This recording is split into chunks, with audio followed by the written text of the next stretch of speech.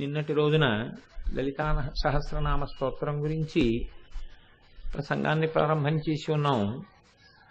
లలితా సహస్రనామ స్తోత్రం వ్యాసప్రోక్తం కాదు, అది సాక్షాత్తుగా లలితాదేవి యొక్క అనుగ్రహం చేత, ఆమె యొక్క ఆజ్ఞ చేత వసిన్యాది దేవతలు పలికితే ఆ స్తోత్రం ప్రచారంలోకి వచ్చిందని, అమ్మవారే ఈ నామాల్ని ఎవరు అనుసంధానం చేస్తారో, ఎవరు ప్రతిరోజు ఈ లలితా సహస్రనామ స్తోత్రాన్ని చదువుతూ ఉంటారో వారి యందు నాకు ప్రీతి కలిగి వారికి సంబంధించిన సమస్తమైనటువంటి యోగక్షేమములను నేనే విచారణ చేస్తాను అని అమ్మవారు ఆనాడు ప్రతిన పూనిందని. కాబట్టి కలియుగంలో మనకి లలితా సహస్రనామం వంటి సహస్రనామ స్తోత్రం లభించడం కేవలం భగవంతుని యొక్క నిర్హేతుక కృపాకటాక్ష వీక్షణము తప్ప అన్యము కాదని, ఇది తల్లి యొక్క పూర్ణానుగ్రహముగా మనకి అందినటువంటి స్తోత్రరాజమని మీకు విజ్ఞాపన చేసి ఉన్నాను. మీరు ఒక విషయాన్ని ఆలోచించండి. నామము అంటే పేరు. లలితా సహస్రనామ స్తోత్రము అని ఒక మాట అంటున్నాం మనం బాహ్యంలో. అది రహస్యనామ స్తోత్రం అన్న విషయాన్ని కాసేపు పక్కన పెట్టండి. లలితా సహస్రనామ స్తోత్రము అని అవసరం అవుతుందా? ఆవిడ పేరు లలిత అయితే ఆవిడ్ని సహస్రము అంటే అనంతము అని పేరు. అసలు సంస్కృతంలో అర్థం అనంతము అని. అనంతము అంటే లెక్క పెట్టలేనన్ని. సహస్రశీర్షవదన సహస్రాక్షి సహస్రపాత్ అంటే ఖచ్చితంగా లెక్క పెట్టడానికి 1000 తలకాయలు ఉన్నది అని కాదు దాని అర్థం. అనంతమైన తలలు కలిగినది అని. అనంతమైన నామములు ఎందుకు ఉండాలి? మీరు ఒక్కసారి కొంచెం దాని గురించి విచారణ చేసే ప్రయత్నం చేయండి. ఇప్పుడు నన్ను గుర్తుపట్టడానికి మీకు ఒక నామం అవసరమైంది అనుకోండి. ఒక రూపము ఏర్పడినప్పుడు ఆ రూపాన్ని గుర్తుపట్టి పిలవడానికి మీకు ఒక నామం అవసరమైతే, నన్ను పిలవడానికి మీకు ఒక్క నామం చాలు. కోటేశ్వరరావు. కోటేశ్వరరావు అని పిలిస్తే నేను ఓయ్ అంటాను. నేను గుంటూరులో ఉన్న ఓయ్ అంటాను, బొంబాయిలో ఉన్న ఓయ్ అంటాను, లేకపోతే తిరుపతిలో ఉన్న ఓయ్ అంటాను. ఆ ఒక్క పేరు చాలు. యథార్థానికి అలా కాకుండా మిమ్మల్ని కామేశ్వరరావు అని కూడా పిలవాలని ఉందండి మాకు అన్నారనుకోండి, నేను పలకకపోవచ్చు కూడా ఒక్కొక్కసారి. ఎందుకంటే నేను నా నామంతో తాదాత్మ్యత చెందాను. కోటేశ్వరరావు అని మీరు పిలవగానే ఓయ్ అండం నాకు అలవాటైపోయింది. ఇప్పుడు మీరు నన్ను అకస్మాత్తుగా ఎప్పుడో కామేశ్వరరావు అని పిలిచారనుకోండి, నేను మీకు ఓయ్ అనకపోవచ్చు. నన్ను గుంటూరులో గోవిందరావు అని, కలకత్తాలో కాళికేశ్వరరావు అని, వెంకటాచలంలో వెళ్ళేటప్పటికి వెంకటేశ్వరరావు అని, శ్రీశైలం వెడితే పరమేశ్వరరావు అని ఇలా నన్ను పిలిచారనుకోండి, అసలు నా పేరేదో నేను మర్చిపోవచ్చు. అసలు నేను దేనికి పలకాలో మర్చిపోవచ్చు. భగవంతుడు లేదా భగవతి లేదా పరబ్రహ్మము ఒక సాకారమును దాల్చింది. అది దేవతల అదృష్టం. దేవతల వలన మనం పొందిన అదృష్టం. ఇప్పుడు ఆవిడ్ని లలిత అని పిలిచారు, సరిపోయింది. 1000 నామాలు ఎందుకండి? ఆ 1000 నామాలు ఉండడం వల్ల కదా ఇప్పుడు ఈ లలితా సహస్రనామ స్తోత్రం, ఉపన్యాసం, ఇంత అల్లరి ఇవన్నీ అవసరమయ్యాయి. లలిత అని వదిలేశారనుకోండి, ఆ ఒక్క మాటకి ఏమో అర్థం ఏమైనా చెప్పుకుని ఉండేవాళ్ళమేమో, ఏమైనా అర్థమై ఉండేదేమో మనకి. ఇప్పుడు అర్థమైపోయిందని కాదు, 1000 నామాలకే అర్థం చెప్తున్నామంటే అదో ప్రయత్నం అంతే. మరి లలిత అని ఒక్క పేరు లేకుండా 1000 పేర్లతో అసలు పిలవవలసిన అవసరం ఏమిటి? ఒకవేళ వెళ్ళి పేరు పెట్టి అదే పనిగా మీరు పిలిచారనుకోండి ఒకరిని, మీకేమైనా అర్థమైపోతుందా ఆయన గురించి? మీకు ఒక ఉదాహరణకి, ఈవిడెవరో మీకు తెలియదు అనుకోండి. ఆవిడ చాలా జగద్విఖ్యాతి కాంచిన వ్యక్తి కాబట్టి అందరికీ తెలిసి ఉండొచ్చు, కానీ తెలియరేమో అని నేను అనుకుంటున్నాను.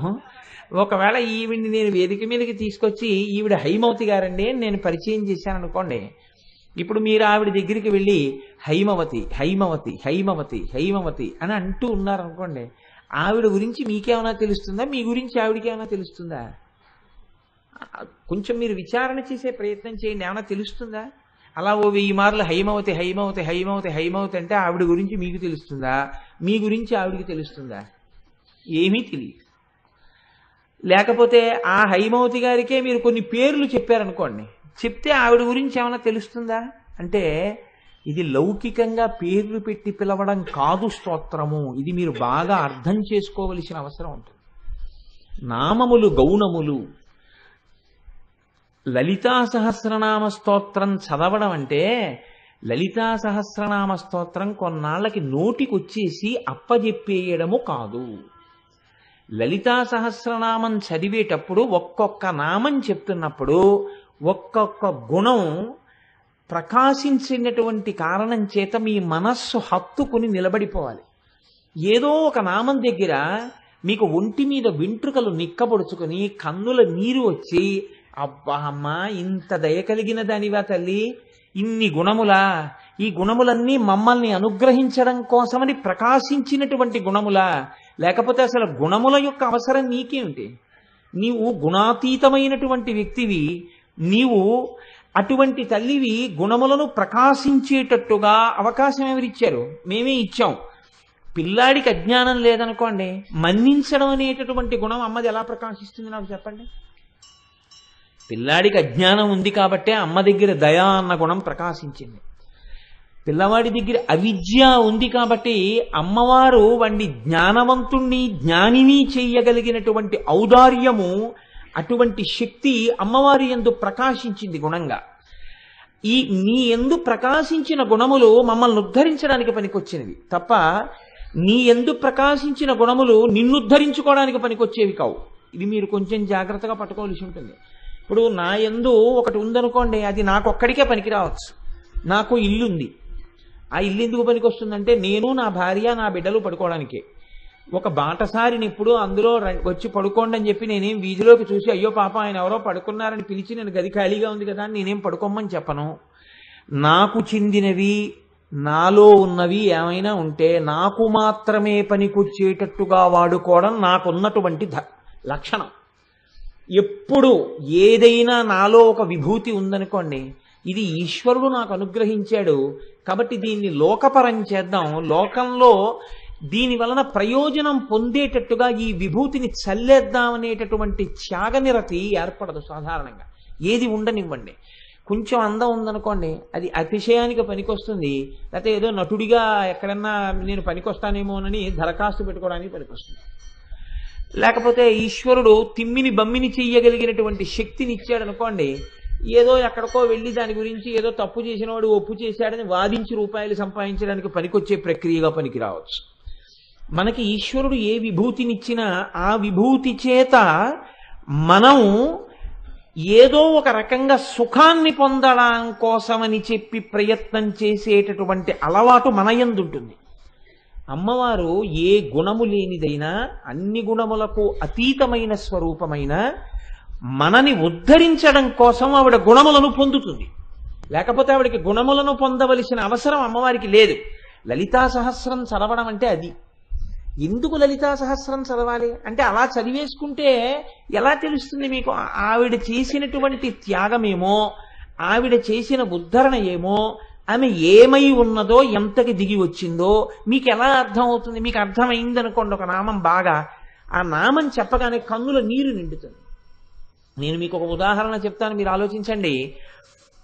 నా తల్లి, నన్ను కన్న తల్లి, నా తమ్ముడి దగ్గర నేను ఎక్కడికో అమ్మా నేను కొన్నాళ్ళు ఒక 6 నెలల పాటు ట్రైనింగ్కి వెళ్ళిపోతున్నాను ఢిల్లీ, అందుకని నువ్వు ఒక్కదానివి ఇంట్లో ఏముంటావు, నీ కోడలు కూడా ఉద్యోగానికి వెళ్ళిపోతూ ఉంటుంది కదా, గబుక్కుని నీకేమైనా అవసరం వస్తే పలికేవాళ్ళు ఉండరు, అందుకని నువ్వు ఎందుకైనా మంచిది తమ్ముడి దగ్గర ఒక 6 నెలలు ఉండమ్మా అని చెప్పి నేను మా అమ్మని మా తమ్ముడి దగ్గర దింపేసి ఒక ఆల్బమ్ ఒకటి పట్టుకుని నేను ఢిల్లీ వెళ్ళిపోయి ఒక 4 నెలలు పోయిన తర్వాత ఆ ఆల్బమ్ తిప్పి చూస్తున్నాను అనుకోండి, వంట చేస్తున్న మా అమ్మ ఫోటోయో, లేకపోతే నాకు దృష్టి తీస్తున్న మా అమ్మ ఫోటోయో, అంటే నువ్వు దిష్టి తగిలేంత అందగాడివా అని అనుకోకండి, అమ్మ గుణం గురించి చెప్పడానికి చెప్తున్నాను నేను అంతే. కాబట్టి దృష్టి తీస్తున్న ఫోటోయో నా కంట పడింది అనుకోండి, వెంటనే నాకు దృష్టి తీస్తున్న అమ్మ అనో పేరు చెప్పి తిప్పాను. అయ్య పిచ్చమ్మా, ఎంత ప్రేమమ్మా, నాకెక్కడ దృష్టి తగిలిపోతుందో అని నేను ఇంటికి రాగానే గబగబా నాకు దృష్టి తీసేదానివా, ఎంత పిచ్చి ప్రేమమ్మా అని దృష్టి తీస్తున్న అమ్మలో నన్ను రక్షించుకోవాలన్న మా అమ్మ తాపత్రయమన్న గుణము యొక్క ప్రకాశము నా యందు ప్రచోదనమైతే నా కన్నుల నీరు నిండుతుంది తప్ప దిష్టి తీయుచున్న అమ్మ అని ఇలా తిప్పేసి, అన్నము పెడుతున్న అమ్మ అని ఇలా తిప్పేస్తే దాంట్లో ఏమైనా మీ యందు కదలిక ఏమైనా ఉంటుందా? మీరు కొంచెం జాగ్రత్తగా ఆలోచన చేయండి. లలితా సహస్రం కూడా అంతే. మీ యందు కదలిక తేవడానికి అది పనికిరాదనుకోండి, ఒక చిలకపాటగా ఒక చిలక పలుకుగా పలకడమే దాని ప్రయోజనం అనుకోండి, దానివల్ల ఏమీ ప్రయోజనం ఉండదు అని అంత సాహసం నేను చేయలేను. ఎందుకంటే దాని ప్రయోజనం దానికి ఉంటుంది. అమ్మవారి నామాలు కాబట్టి ఒకనాడు ఆ అమ్మవారి నామముల వెనక ఉండేటటువంటి అర్థాన్ని చెప్పగలిగినటువంటి స్థితిని ఎవరికో ఇచ్చి వినేటటువంటి సౌభాగ్యాన్ని మనకు ఆ అమ్మవారే కృప చేయవచ్చు. అందుచేత దాని ఫలితం అలా ఉంటుందా అంటే ఉంటుంది. కానీ తెలుసుకుంటే ఉత్తర క్షణంలో మీ మనసు కదులుతుంది. అమ్మవారికి కావలసింది ఏమిటంటే అది, ఆ మనసు కదలాలి. మీరు ఆమె పట్ల మీ ప్రేమ వ్యక్తం చెయ్యాలి. లోకంలో అమ్మ కోరేది ఇదొక్కటే. మీరు బాగా ఈ నా హృదయాన్ని మీరు పసిగట్టే ప్రయత్నం చేయండి. అమ్మ వృద్ధురాలు అయిపోయిన తర్వాత మీరు పంచభక్ష పరమాన్నాలు పెట్టేసి అమ్మకు ఒక ఎయిర్ కండిషన్డ్ రూమ్ ఇచ్చేసి అమ్మ ఇలా స్విచ్ నొక్కితే అన్నీ చక్కగా వినపడేటట్టుగా ఏర్పాటు చేసేసి మంచి పరుపు వేసేసి, నువ్వు మాత్రం నన్ను అస్తమానం విసిగించకమ్మా, అస్తమానం నువ్వు నన్ను పిలవద్దు, నేను ఎప్పుడూ వస్తూ ఉంటాను, పలకరిస్తుంటాను, చక్కగా ఇవన్నీ చదువుకుంటుండు, ఇవన్నీ చూస్తుండు, ఇవన్నీ చేస్తుండు అని నేను అన్నాను అనుకోండి, మా అమ్మ ప్రీతి చెందదు. అదే నేను మా అమ్మ దగ్గరికి వెళ్ళి, అమ్మా నువ్వు వేసిన చింత చిగురు పప్పు ఏమి రుచి అమ్మా, కాస్త పప్పు వేసి పెడదు అన్నాను అనుకోండి, మా అమ్మకి గజారోహణం చేయించినంత సంబరపడిపోతుంది. నేను చెప్పినది హీనోపమానం కావచ్చు, కానీ మీరు కొంచెం దాన్ని పట్టుకోగలిగిన సమర్థులు, దానికి పెద్ద ప్రాజ్ఞత అవసరం ఏం లేదు.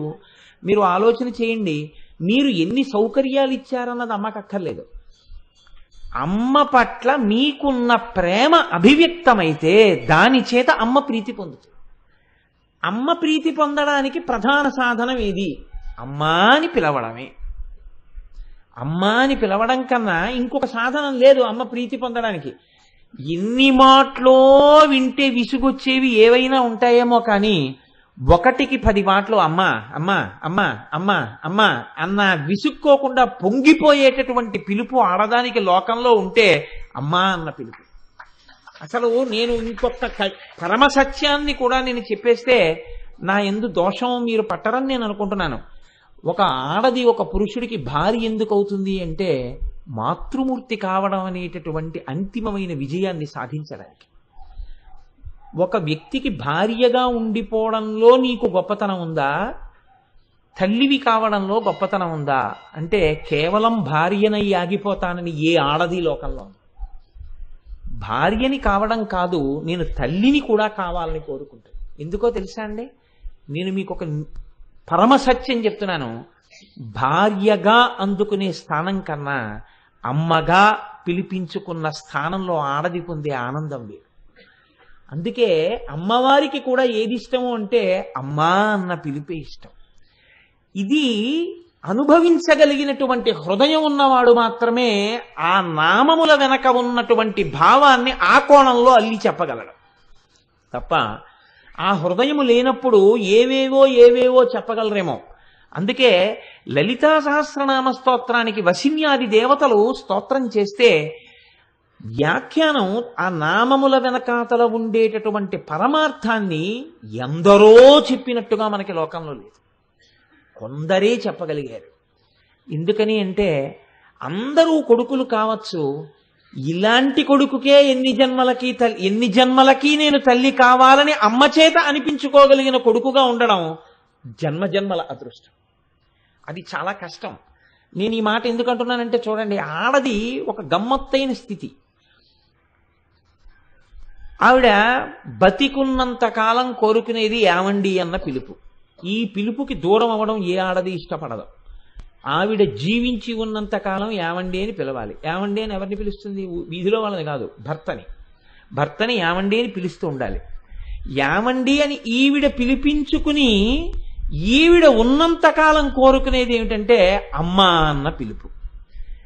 ఏమండి అని ఈవిడ ఎవరిని పిలిచి ఎవరితో జీవితాన్ని ముడివేసుకుందో ఆ వ్యక్తి అంత్యేష్టి చేసినా ఆడది అంగీకరించలేదు. తన కడుపున పుట్టిన బిడ్డడు అంత్యేష్టి చేస్తేనే ఆవిడ తన జీవితానికి సార్థకత అని ఆ శరీరమునకు పట్టిన వ్యానవాయువు విడిచిపెడుతుంది. కొడుకు కడుపున పుట్టినటువంటి బిడ్డ అమ్మ అన్న మాట అంత గొప్పవి. నాకైతే అనిపిస్తుంది ఈ జాతి నిర్వీర్యమైపోవడం అన్నది ఎప్పుడు ప్రారంభమైందని నేను అనుకుంటున్నానంటే, ఆనాడు భండాసురుడు ప్రవేశించినట్టే ఈ జాతి యందు ఇప్పుడు కూడా ఒక భండాసురుడు ప్రవేశించాడు. వాడు తెలియకుండా ఈ జాతిని ఎలా నిర్వీర్యం చేస్తున్నాడు అంటే, ఆనాడు ఆడవారి యందు రసమును పురుషుల యందు పుంసత్వమును తీసి నిర్వీర్యం చేశాడు. ఇవాళ అమ్మా అన్న పిలుపు తీసి మమ్మీ అన్న పిలుపు చేత నిర్వీర్యం చేశాడు. అమ్మ జీవనాడి, ఈ జాతి జీవనాడంతా పిలుపులో ఉంది, ఆ 2 అక్షరాల్లో ఉంది. అందుకే లలితా సహస్రనామ స్తోత్ర వ్యాఖ్యానం చెయ్యవలసి వస్తే మహానుభావుడు భాస్కరరాయల వారిని అమ్మవారు ఎంచుకుంది. నేను ఈ పునాది ఎందుకు చెప్పవలసి వచ్చింది అంటే, ఆ చెప్పినటువంటి అర్థం మన మనస్సుని పట్టుకోగలిగింది అనుకోండి. ఒక్క నామానికి ఎన్నేసి అర్థాలు ఉంటాయో. మా అమ్మని చూపించి ఈవిడ మా అమ్మ అన్నాను అనుకోండి, ఇంకో రకంగా కూడా వ్యాఖ్యానం చెప్పు అంటే, ఈ మొహం ఎట్సా ఇంకో రకం వ్యాఖ్యానం ఏంటంటాను. ఈవిడ మా అమ్మ అంతే. కానీ శ్రీమాతాని వశిన్యాది దేవతలంటే బహుభంగిమల చెప్పగలిగారు పెద్దలు. ఎలా చెప్పగలిగారు అంటే, అమ్మవారే మళ్ళీ వాళ్ళల్లోకి వెళ్ళి చెప్పిన వాళ్ళకన్నా చెప్పిన వాళ్ళ హృదయంలో ఎన్ని రకాల భావాలున్నాయో 1000 నామాలకి అన్ని భావాల్ని బయటికి తీయించింది. ఒక్కరి చేత కాదు, ఇప్పటికీ అలా అనుగ్రహిస్తూనే ఉంది అందరినో ఆ తల్లి. కనుక చూడండి, భాస్కరరాయల వారు అంతటి ఖ్యాతి పొందారు. అంతటి మహాత్ముడై లలితా సహస్రనామ స్తోత్రమునకు వ్యాఖ్యానమనందించి సౌభాగ్య భాస్కరం అన్న పేరుతో దాన్ని లోకానికి అందించారు అంటే ఆయన కారణజన్ముడై ఉండాలి. భాస్కరరాయల వారి గురించి నేను ప్రస్తావన చేయకుండా లలితా సహస్రనామ స్తోత్ర వ్యాఖ్యానం 4 మాటలేవో నామాలకి చెప్పుకుంటూ నేను వెళ్ళాను అనుకోండి, ఖచ్చితంగా నేను ఒక దోషం చేసిన వాడిని అవుతాను. అందుకే చెప్పిన మహాపురుషుడు గురించి ప్రస్తావన చెయ్యవలసి ఉంటుంది. కడుపున పుట్టిన బిడ్డ యొక్క కీర్తికి అమ్మ సంతోషించినట్టు భాస్కరరాయల వారి గురించి చెప్పుకున్నటువంటి ప్రాంతంలో అమ్మవారు ఆనంద తాండవం చేస్తుంది.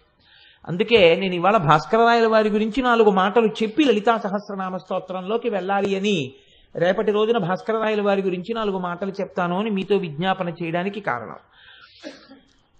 పూర్వకాలంలో మన దక్షిణ భారతదేశంలోని విశ్వామిత్ర గోత్రోద్భవుడైనటువంటి గంభీరరాయల వారనేటటువంటి ఒక మహాత్ముడు ఉండేవారు. ఆయన భార్య పేరు కోనాంబ. అసలు విచిత్రం ఏమిటంటే, లలితాదేవి ఉపాసన దక్షిణ భారతదేశంలోనే ఎక్కువగా ఉంది అనిపిస్తుంటుంది. ఎందుకంటే లలితాపీఠము అని ఒకటి ఉంది ఉత్తర భారతంలో. మనం యాత్రకు వెళ్ళినప్పుడు నాతో వచ్చిన వాళ్ళు చూశారు కూడా. అక్కడ లలితాపీఠం అన్న పీఠం ఉన్నా ఎందుచేతనో కానీ పెద్ద ప్రచారం లేదు. బీహార్లో, బెంగాల్లో కాళీ ఉపాసన ఎక్కువ. అలాగే మీరు ఇంకొంచెం గయా మొదలైనటువంటి ప్రాంతాలకు వెడితే ఇతరమైనటువంటి పేర్లతో అమ్మవారి ఉపాసన ఉంది. లలితోపాసన దక్షిణ భారతదేశంలో ఎక్కువగా కనపడుతుంది. లేదు ఉత్తర భారతదేశంలో అని నేను అనను, కానీ ప్రకటంగా కనపడేది దక్షిణ భారతదేశంలో కనపడుతుంది. దక్షిణ భారతదేశంలోని జన్మించినటువంటి వారు గంభీరరాయల వారు. వారి భార్య పేరు కోనాంబ. ఆ దంపతులకి మన భాగ్యనగరంలోనే ఒక పిల్లవాడు జన్మించాడు. ఆయనకి చిన్నతనంలో వాళ్ళు ఉంచినటువంటి పేరు బాలభాస్కరరాయలు అని ఉంచారు.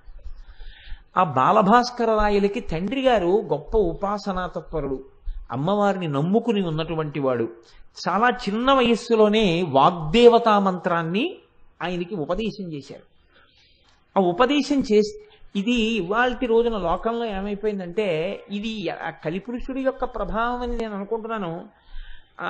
ఎంత చిత్రంగా తయారైందంటే, ప్రతి మంత్రం యొక్క శక్తి ఏమిటి అన్నది అనుభవైక వేద్యం అవుతుంది, కానీ ప్రకటనలకి అందేది కాదు. అది ఎప్పుడు లోపల అనుభవించవలసి ఉంటుంది మంత్రం యొక్క శక్తిని.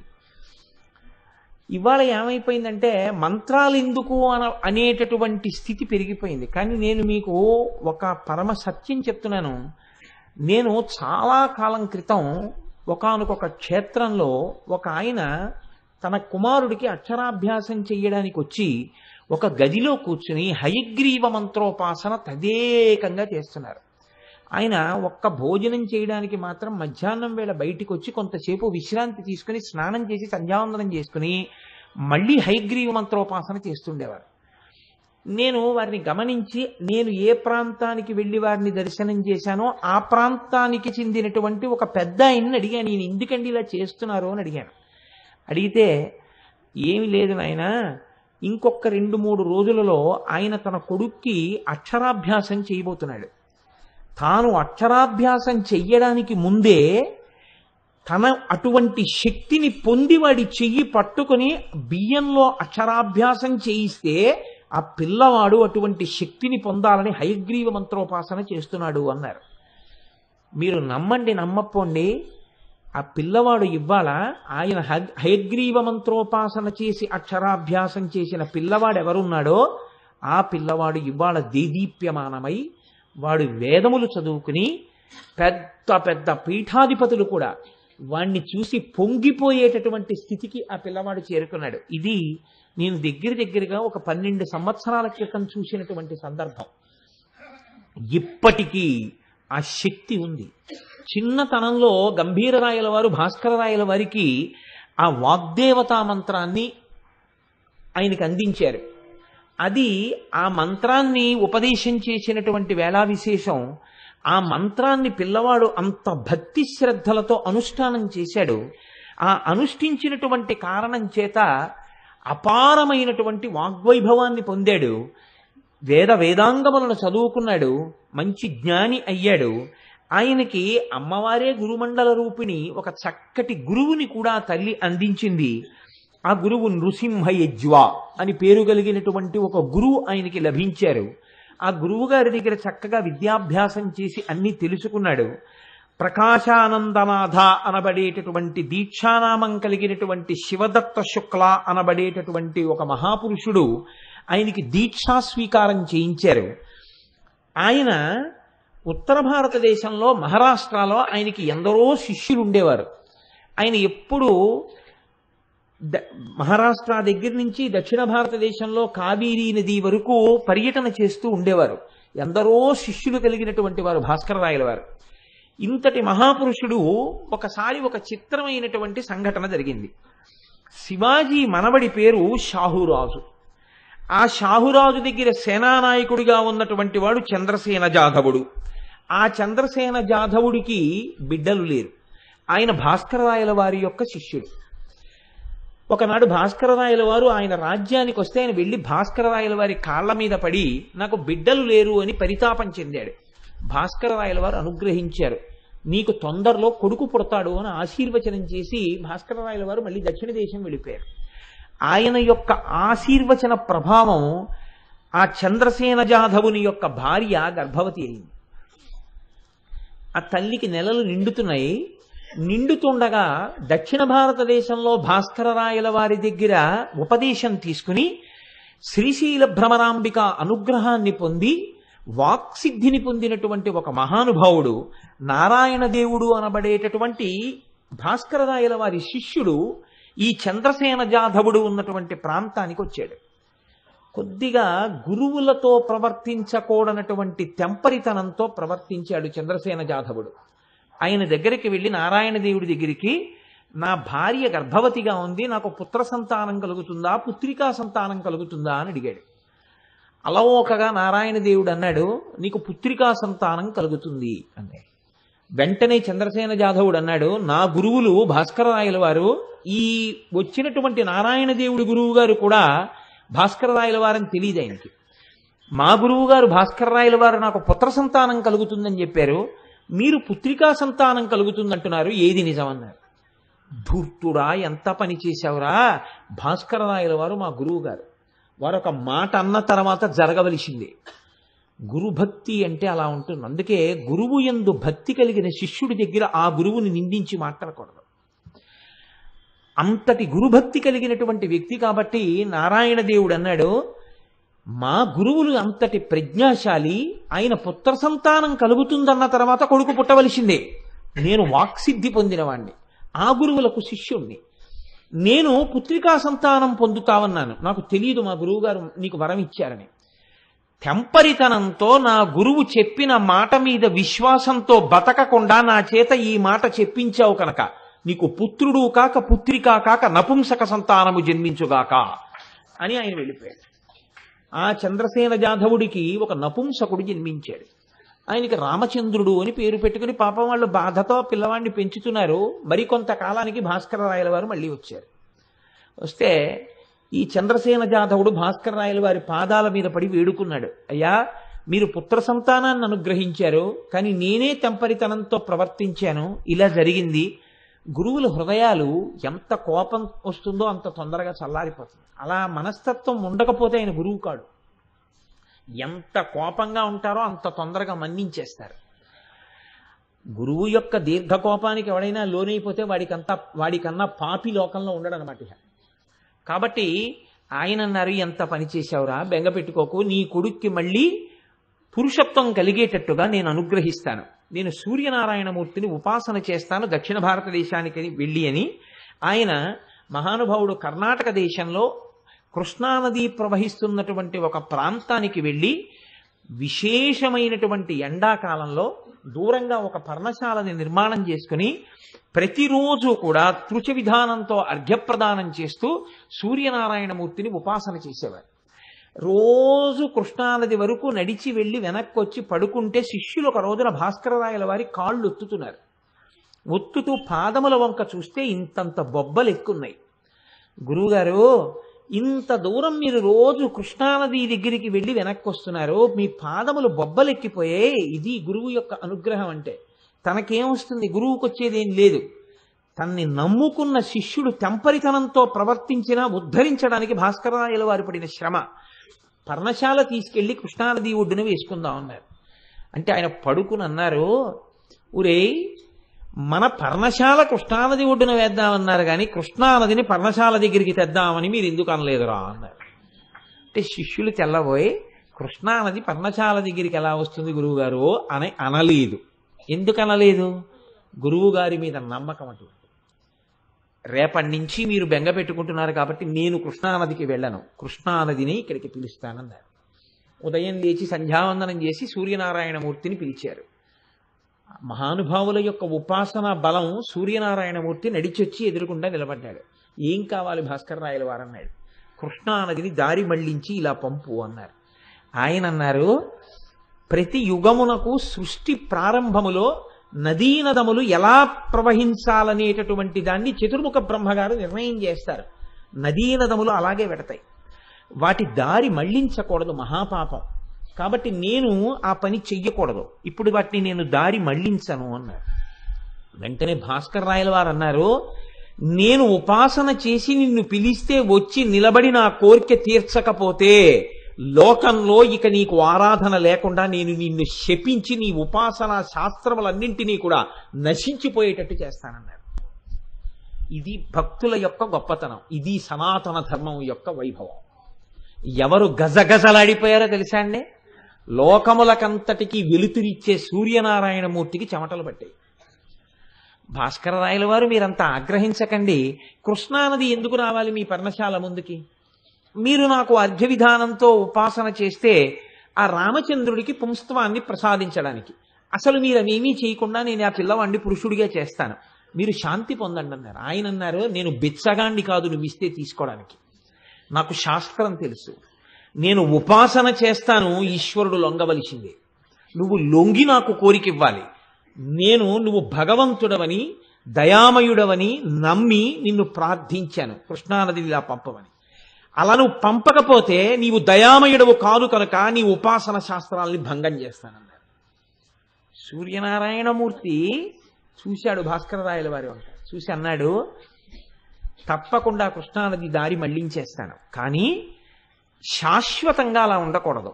మీరు శరీరంతో ఉన్నంత కాలం మాత్రం ఈ కృష్ణానది మీ పర్ణశాల ముందు నుంచి వెడుతుంది. ఎవరైనా లోకంలో శరీరం విడిచిపెట్టవలసిందే కాబట్టి శరీరం విడిచిపెట్టేసిన తర్వాత మాత్రం కృష్ణానది యథాపూర్వకంగా ప్రవహిస్తుంది అని అనుమతి ఇచ్చారు. ఇప్పటికీట నా జీవితంలో కోరిక భాస్కర రాయల వారు కృష్ణానదిని మళ్లించిన ప్రదేశం చూడడానికి వెళ్ళాలి ఒకసారి కర్ణాటక రాష్ట్రంలోని. ఆ ప్రాంతంలో ఇప్పటికీ కృష్ణానది ప్రవహించినటువంటి ఇసుక మేకలవి ఇప్పటికీ సాక్ష్యంగా ఉంటాయి. అక్కడ అగ్రహారాల కింద జమీందారులు ఇచ్చేస్తే చింత తోటలతో ఉన్నవి బ్రాహ్మణులకు ఇచ్చారు, మీరు అమ్ముకుంటే పురుగులు పుడతాయన్నారు. ఇప్పటికే అంతట పురుగులు పుడతాయట అమ్మబోతే చింతకాయల్లో. అది భాస్కర రాయల వారంటే అంతటి మహానుభావుడు. ఆయన సూర్యనారాయణమూర్తిని ఆరాధన చేసి రామచంద్రుడికి పుంస్త్వాన్ని కటాక్షించారు. అంతటి మహానుభావుడు లలితా సహస్రనామ స్తోత్రానికి వ్యాఖ్యానం చెయ్యాలి అని అమ్మవారి నిర్దేశించింది. దీని గురించి లోకంలో ఒక చిత్రమైనటువంటి విషయం ఒకటి ప్రచారంలో ఉంది.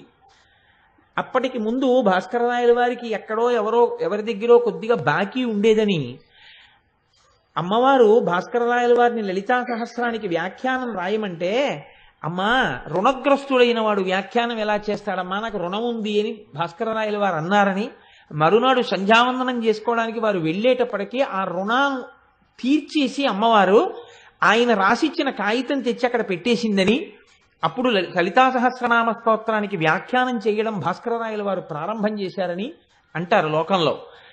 కాబట్టి మహానుభావుడు ఆయన సౌభాగ్య భాస్కరం అన్న పేరుతో లలితా సహస్రనామ స్తోత్రానికి వ్యాఖ్యానం మొదలుపెట్టారు.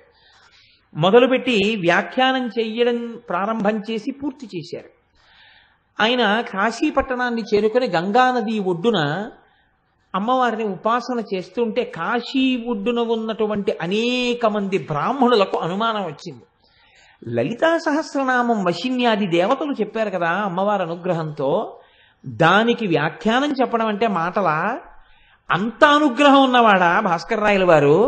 ఒకనాడు భాస్కర రాయల వారి దగ్గరికి వచ్చి అన్నారు, మహాచతుషష్ఠి యోగిని గణసేవిత అని అమ్మవారికి ఒక నామం ఉంది కదా, 64 కోట్ల మంది యోగినుల చేత సేవింపబడుతుంది అంటారు కదా, 64 కోట్ల యోగినుల యొక్క కథలు వృత్తాంతాలు పేర్లు మాకు చెప్తారా అని అడిగారు. మీరు లలితా సహస్రానికి వ్యాఖ్యానం చేశారంటున్నారు కదా, మీకు తెలుసా చెప్పండి అన్నారు. భాస్కర రాయల వారు అన్నారు, ఏ భక్తుడైనా అంతేనండి, పలికెడిది భగవతమట పలికించు విభుండు రామభద్రుండట. నేను చెప్తున్నానన్నవాడికి అయితే బెంగ, అమ్మవారు చెప్పిస్తోందన్నవాడికి బెంగ ఏమిటి? కాబట్టి ఆయన అన్నారు, తప్పకుండా మీకు 64 కోట్ల యోగినుల చరిత్రలు కదా కావాలి, సాయంకాలం మీ అగ్ని కార్యాలు పూర్తి చేసుకుని గంగ ఒడ్డుకొచ్చి కూర్చోండి చెప్తానన్నారు. వాళ్ళకి ఒక గురువు గారు ఉండేవారు, కుంకుమానంద స్వాముల వారు. ఆయనకి వెళ్ళి చెప్పారు, ఇవాళ 64 కోట్ల మంది యొక్క చరిత్ర చెప్తాట మహానుభావుడని. అంటే ఆయన అన్నారు, రే అమ్మవారు రా భాస్కర రాయల వారు అంటే ఏమనుకుంటున్నావో, అమ్మవారి చేత అనుగ్రహింపబడిన వ్యక్తి అమ్మవారే, ఆయన చెప్పేస్తాడు జాగ్రత్త అన్నారు. మీరు ఏమనుకుంటున్నారో అంటే సరేనన్నారు. వీళ్ళందరూ వెళ్ళి కూర్చున్నారు. కూర్చుంటే భాస్కర రాయల వారు ఒక్కరే కూర్చుని ఉన్నారు. చెప్తారా అన్నారు. చెప్తాను, మీ అగ్ని కార్యాలు సంధ్యావందనం అన్నీ అయిపోయాయా? అయిపోయాయి. అయితే అందరూ కళ్ళు మూసుకుని వినడం ప్రారంభం చేయండి, మొదలు పెడుతున్నానన్నారు. వీళ్ళందరూ కళ్ళు మూసుకుని వినడం ప్రారంభించారు.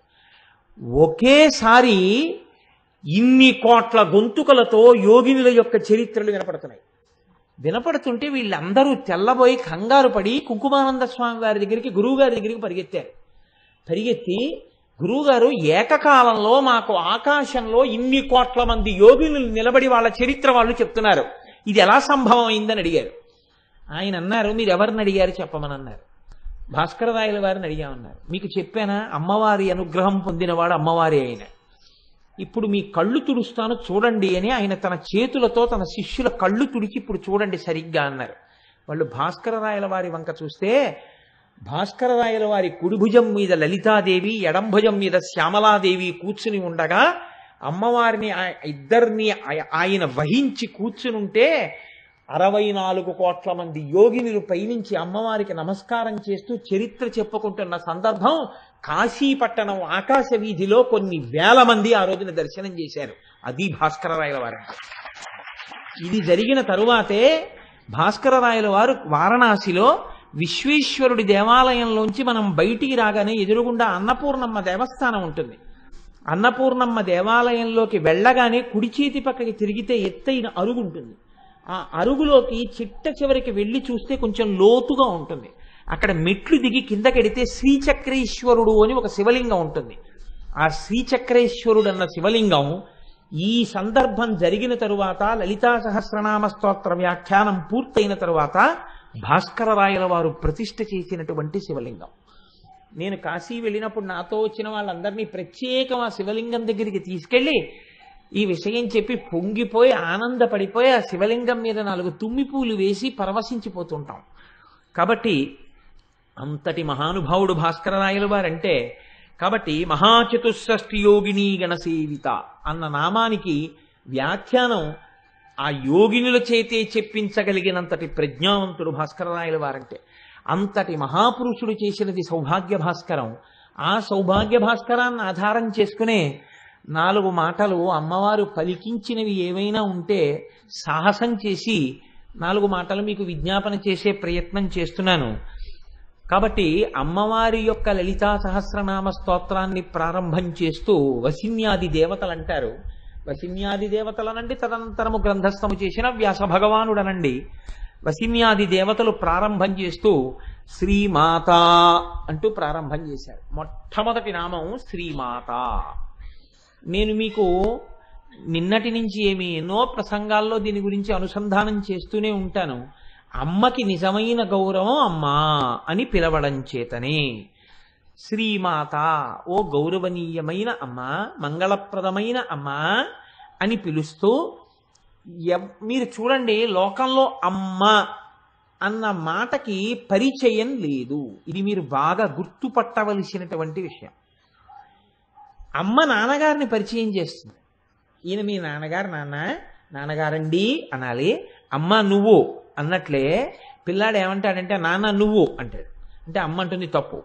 అమ్మ నువ్వు అనొచ్చు, నాన్న నువ్వు అనకూడదు, నాన్నగారండి మీరు అనాలి. అలాగే అంటాడు. వీడేం చేస్తాడు, కొన్నాళ్ళు పోయిన తర్వాత తండ్రి సుశీల ఇలా రా అంటాడు. వీడు కూడా చుచీల ఇలా రా అంటాడు. అప్పుడు తండ్రి పిలిచి అంటాడు తప్పు, నేను సుశీల ఇలా రా అంటాను, నువ్వు అమ్మ ఇలా రా అనాలంట. లోకం అంతటినీ అమ్మ పరిచయం చేస్తుంది, అమ్మని ఎవ్వరూ పరిచయం చేయరు. అమ్మకి పరిచయం లేదు, అమ్మ పరిచయం చెయ్యబడుతుంది.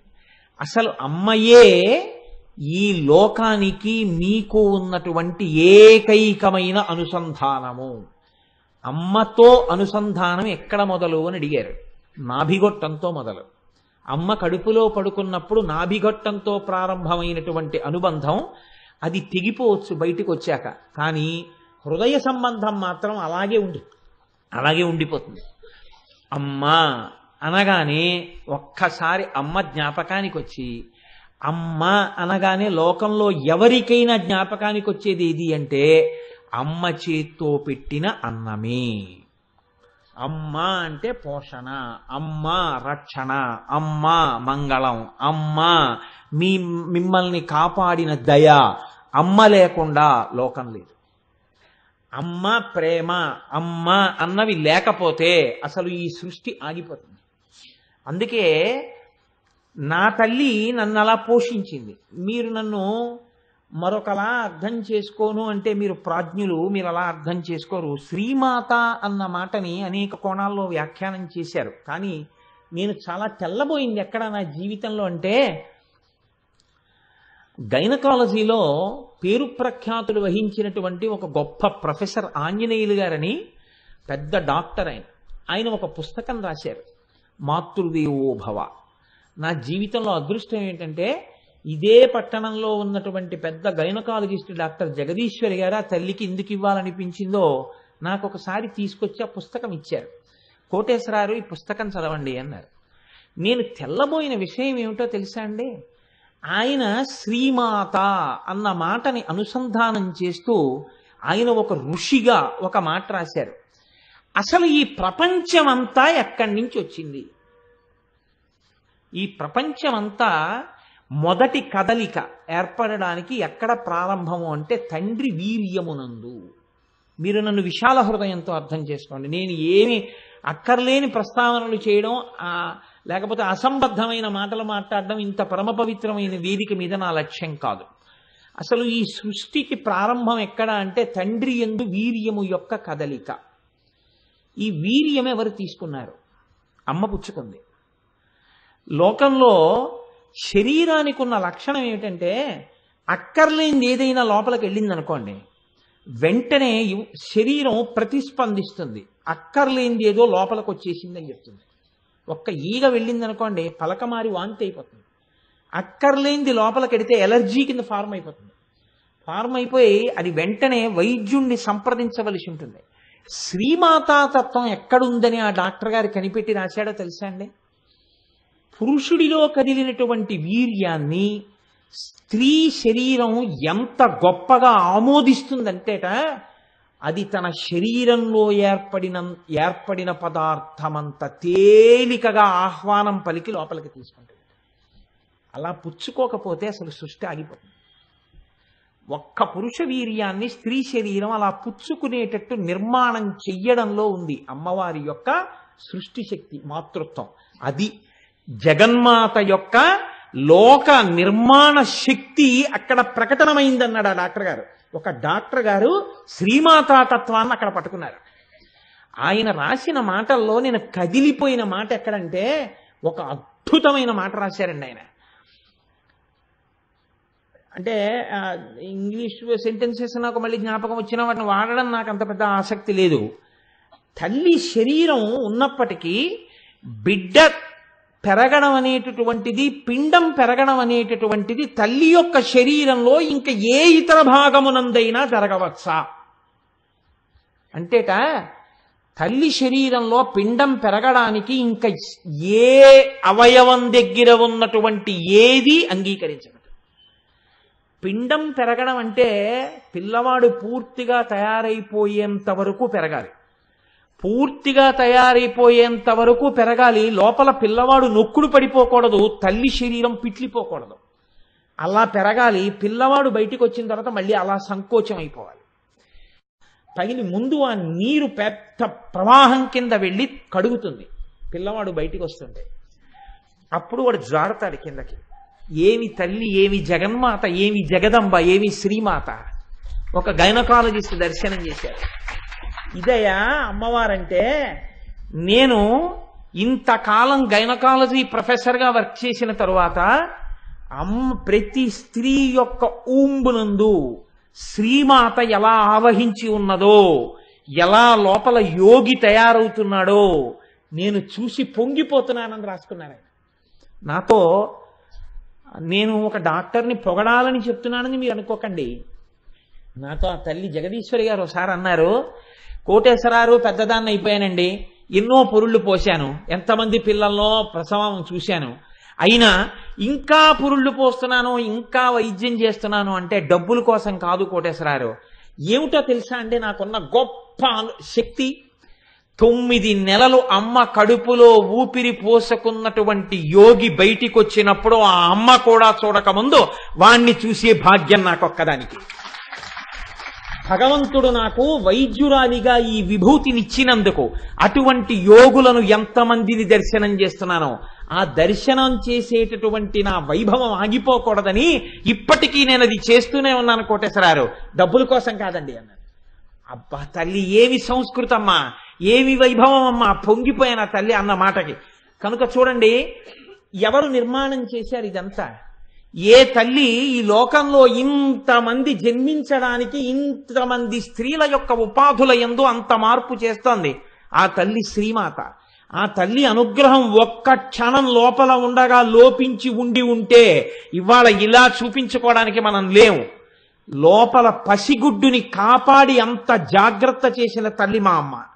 అటువంటి తల్లి అన్నిటికన్నా చాలా ఆశ్చర్యకరమైనటువంటి విషయం ఏమిటంటే, పిల్లవాడు బయటికి రాగానే అమ్మ కడుపులోంచి, అమ్మ యొక్క స్తన్యములోంచి పసుపచ్చటి ముద్ద ఒకటి బయటికి ఊరుతుంది. ఇప్పటి వరకు దాన్ని తయారు చేసిన వాళ్ళు లోకంలో లేరట. దాన్ని డాక్టర్ గారు అన్నారు కోలోస్ట్రమ్ అంటారన్నారు.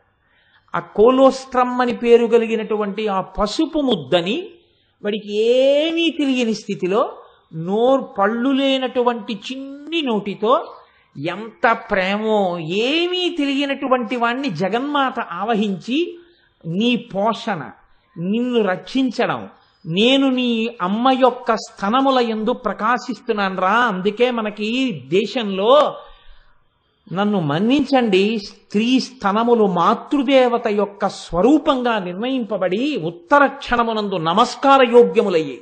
అందుకే మీరు ఏ స్తోత్రం చూడండి అమ్మ స్తనాల్ని కీర్తనం చేస్తారు. ఎందుకని అంటే అన్యదృష్టితో కాదు, అదే మాతృస్థానం. ఆ మాతృస్థానమును సప్పరించి ఉండి ఉండకపోతే ఈ పెదవులు, ఆనాడు మా అమ్మ స్తన్యము నుంచి ఊరినటువంటి కోలోస్ట్రం నేను మింగి ఉండి ఉండకపోతే ఇవాళ కోటేశ్వరరావు అనబడేటటువంటి ఇంత పెద్ద ఉపాధి ఉండి ఉండేది కాదు. అది చప్పరించగానే ఉపాధికి కావలసిన బలం వచ్చేస్తుందట. విటమిన్ ఏ, విటమిన్ కే లోపలికి వెళ్ళిపోతాయిట. లోపల ఉన్న ఊపిరితిత్తులు, జీర్ణాశయం అన్నీ పనిచేస్తాయిట.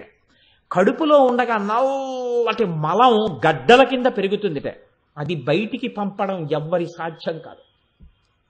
ఆ కోలోస్ట్రం మింగగానే తేలికగా పిల్లవాడు నల్లటి మలాన్ని విసర్జించేసి శరీరంలో ఉన్న మలినాలన్నీ వెళ్ళిపోతాయిట.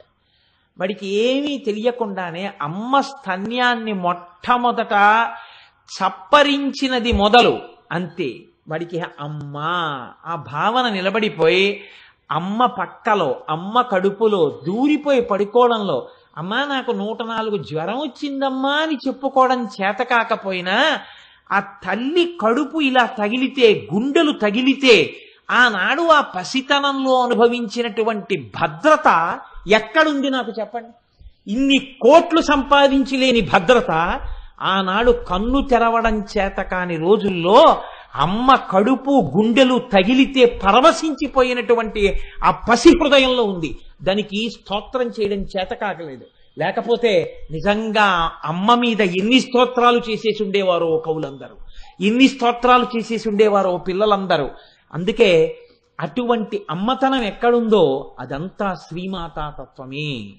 ఇది మనుష్యుల యందు కాదండి. ఆశ్చర్యం ఎక్కడుంటుందంటే, నేను ఒక్కొక్కసారి మా బాల్కనీలో నిలబడి చూస్తూ ఉంటాను. ఒక పంది 15 పిల్లలు 20 పిల్లల్ని కంటుంది. అది నడిచి వెళ్ళిపోతూ ఉంటుంది. వెళ్ళిపోతూ పెంట కుప్పలో పారేసినటువంటి వ్యర్థ పదార్థాల్ని, పిల్లలు రోడ్ల పక్కన విసర్జించినటువంటి మలాన్ని తింటూ ఉంటుంది. తిని అది పాలుగా మార్చి తన పిల్లలకి ఇస్తుంది. ఇంటింటి పంది పిల్లలు అది పెంట తింటుంది. ఇవి నడిచి వెళ్ళిపోతున్నటువంటి అమ్మ ఇంతమంది పిల్లల్ని కంటుందనుకుందో ఏమో నా తల్లి. అన్ని పితుకులు ఉంటాయి దానికి.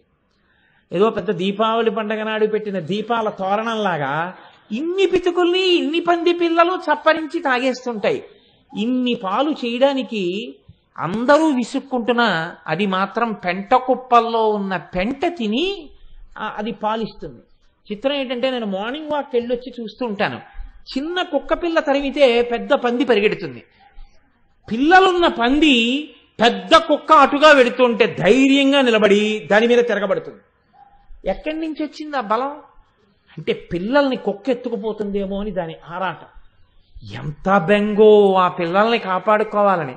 అది పంది కావచ్చండి, అది కుక్క కావచ్చు, అది పిల్లి కావచ్చు, కానీ దాని పిల్లల్ని అది రక్షించుకునేంత వరకు ఎవరు నేర్పారు? ఎవరు పరిచయం చేశారు? ఇవి నీ పిల్లలు నువ్వు పాలి అని ఎవరు నేర్పారు? అంతే, దాని శరీరం నుంచి పాలు స్రవించాయి. ఇది శ్రీమాత. ఎక్కడ ఉంది శ్రీమాత అని చెప్తారు? శ్రీమాత అన్న మాట లలితా సహస్రనామ స్తోత్రం నేనంటాను. ఈ ఒక్క నామం చాలదా మీ హృదయం పరవశించిపోవడానికి? అమ్మవారి వంక చూసి శ్రీమాత అని పిలవడానికి భయం ఎందుకు? ఏమిటో ఉపాసన ఏమిటి? అమ్మవారిని ఉపాసన చేస్తే అదైపోతుంది, ఇదైపోతుంది, ఇలా చెయ్యాలి, ఇలా నైవేద్యం పెట్టాలి. ఎవరు చెప్పారు? నువ్వు ఏ నైవేద్యం పెడితే మీ అమ్మ నీకు పాలిచ్చింది? నువ్వు మీ అమ్మ పాలు తాగావా? నువ్వు నైవేద్యం పెడితే మీ అమ్మ నిన్ను రక్షించిందా? ఎవ్వరికీ లేనన్ని భయంకరమైన విషయాలు అమ్మవారి ఉపాసనలో మీరు ఎందుకు చెప్తారు? చేతకాని మాటలు చెప్పి పిల్లల్ని, భక్తుల్ని పాడు చేయకూడదు. అమ్మని అమ్మగా చూడడం వస్తే అమ్మవారంత గొప్పది లోకంలో లేదు. అమ్మయే అమ్మవారు. మీరు అమ్మగా అమ్మవారిని చూడండి, అమ్మతనం అంతటితో మిమ్మల్ని ఆవిడ రక్షిస్తుంది. అమ్మని మగవాడిగా చూస్తేనే దోషం. నేను మగవాణ్ణి అన్న భావనతో అమ్మని చూస్తే ఏ అమ్మ క్షమించదు. అమ్మవారైనా అంతే. మీరు కొడుకుగా నిలబడి నమస్కారం చేయండి, మిమ్మల్ని ఆదుకోవడానికి అమ్మ ఎప్పుడూ సిద్ధం. మన వేదం మనకేం నేర్పింది అంటే మాతృదేవో భవ. ముందు నమస్కారం అమ్మకే. ఎందుకని? సృష్టికర్త ఆవిడ. మీకు గర్భాలయం ఆవిడిచ్చింది. బయటికి వచ్చిన తర్వాత పాలు పట్టింది సృష్టికర్త, స్థితికర్త, ప్రళయకర్త. ఆవిడ నిద్ర పుచ్చింది మిమ్మల్ని. నిద్ర స్వల్పకాలిక లయం. కాబట్టి సృష్టికర్త, స్థితికర్త, ప్రళయకర్త ముగ్గురు అమ్మలో ఉన్నారు కనుక అమ్మయే మొదటి దైవం. కాబట్టి మాతృదేవో భవ. అమ్మ కన్నా గొప్ప గురువు లోకంలో ఉండడు. నేను చదివిన పుస్తకం మీరందరూ వీలైతే బాగా చదువుకున్న వాళ్ళు కాబట్టి ఆ పుస్తకం ఎప్పుడైనా చదవండి. నేను ఆ పుస్తకం మీద ఎన్ని ప్రసంగాలు చేయగలుగుతాను. మీరు అందులో ఆయన ఒక చాప్టర్ రాశారండి ప్రత్యేకంగా. అందులో ఆయన ఒక మాట రాశారు. భారతీయ పురాణాల్లో నారదుడు వచ్చి ప్రహ్లాదుడు కడుపులో ఉండగా లీలావతికి విష్ణుతత్వం చెప్తే లోపల కొట్టాడంటే ఏదో అంటారు. పరమసత్యం అని రాశారు. పరమసత్యం. అమ్మ కడుపుతో ఉన్న దగ్గర నుంచి ఏది వింటుందో పిల్లలు అటువంటి వాళ్లే పుడతారు. అమ్మ కడుపుతో ఉన్న దగ్గర నుంచి ఎటువంటివి తింటుందో అటువంటి వాళ్లే పుడతారు. అమ్మ కడుపుతో ఉన్న దగ్గర నుంచి ఏవి చూస్తుందో అటువంటి వాళ్లే పుడతారు. ఇవాళ జాతి నిర్వీర్యం ఎక్కడైపోతోందంటే విపరీతమైన రజోగుణ తమోగుణ ప్రకోపం కలిగినటువంటి, ఇక నేను పూర్తి చెయ్యక్కర్లేదు, వాటి వలన వచ్చేస్తాను. కాబట్టి శ్రీమాత అమ్మ తాను సృష్టికర్త అయి స్థితికర్త అయి ప్రళయకర్త అయి ఆ అమ్మ నిన్ను పోషిస్తోంది. కాబట్టి మొట్టమొదటి నమస్కారం ఎవరికి? మాతృదేవో భవ. అసలు ఇది కడుపులో ఆనందం పెరిగిపోయిన వాళ్ళు అన్నారు, నేను మా అమ్మనే అమ్మ అని పిలిచిన అమ్మ, నేను మా అమ్మని పిలిచానని నన్ను పక్కన పెట్టేయద్దు సుమా అన్నారు. నువ్వు మీ అమ్మని కదురా అమ్మ అని పిలిచావు, నన్ను పిలవలేదుగా అమ్మ అని అంటావేమో. అమ్మ అలా అనుకోకు. అమ్మా అయ్యా అతంచు ఎవ్వడిని నేనన్నను శివా నిన్నేను సుమి, నీమది తల్లిదండ్రులటంచున్ చూడగాబోకు నాకిమ్మై తల్లియు తండ్రియున్ గురుడు నీవే కాక సంసారపుం చిమ్మం చీకటి కప్పకొండ కనుమా శ్రీకాళహస్తీశ్వర అంటాడు దుర్జటి.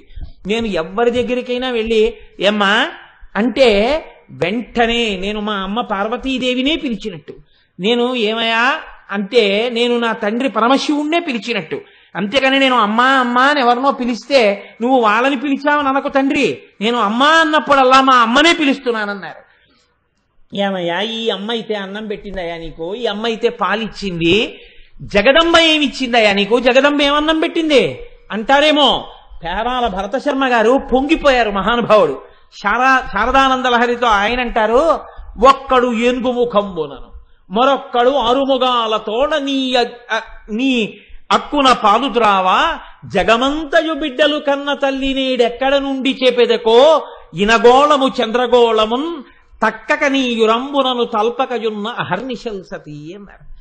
అమ్మా నీకు 2 కొడుకులున్నారు, మేము నీ కొడుకులమేగా, మేము నీ పిల్లలమేగా, ఈ సమస్త పిపీలికాది పర్యంతమనకు నువ్వు తల్లివి కదా, అందుకు కదా నిన్ను అఖిలాండేశ్వరి అని జగన్మాత అని పిలుస్తున్నాం కదా. అమ్మా అంటే నిన్నే కదా అమ్మా పిలుస్తాం. అమ్మా మరి నువ్వు 2 పిల్లలకే పోషిస్తున్నావే, ఒకడేమో ఏనుగు ముఖంతో ఉన్నాడు, వాడేమో ఎడమ తొడ మీద కూర్చున్నాడు, ఒకడేమో 6 ముఖాలతో ఉన్నాడు, వాడేమో కుడి తొడ మీద కూర్చున్నాడు. వీళ్ళిద్దరూ నీ 2 స్తన్యాలు తాగుతున్నారు పిల్లలని.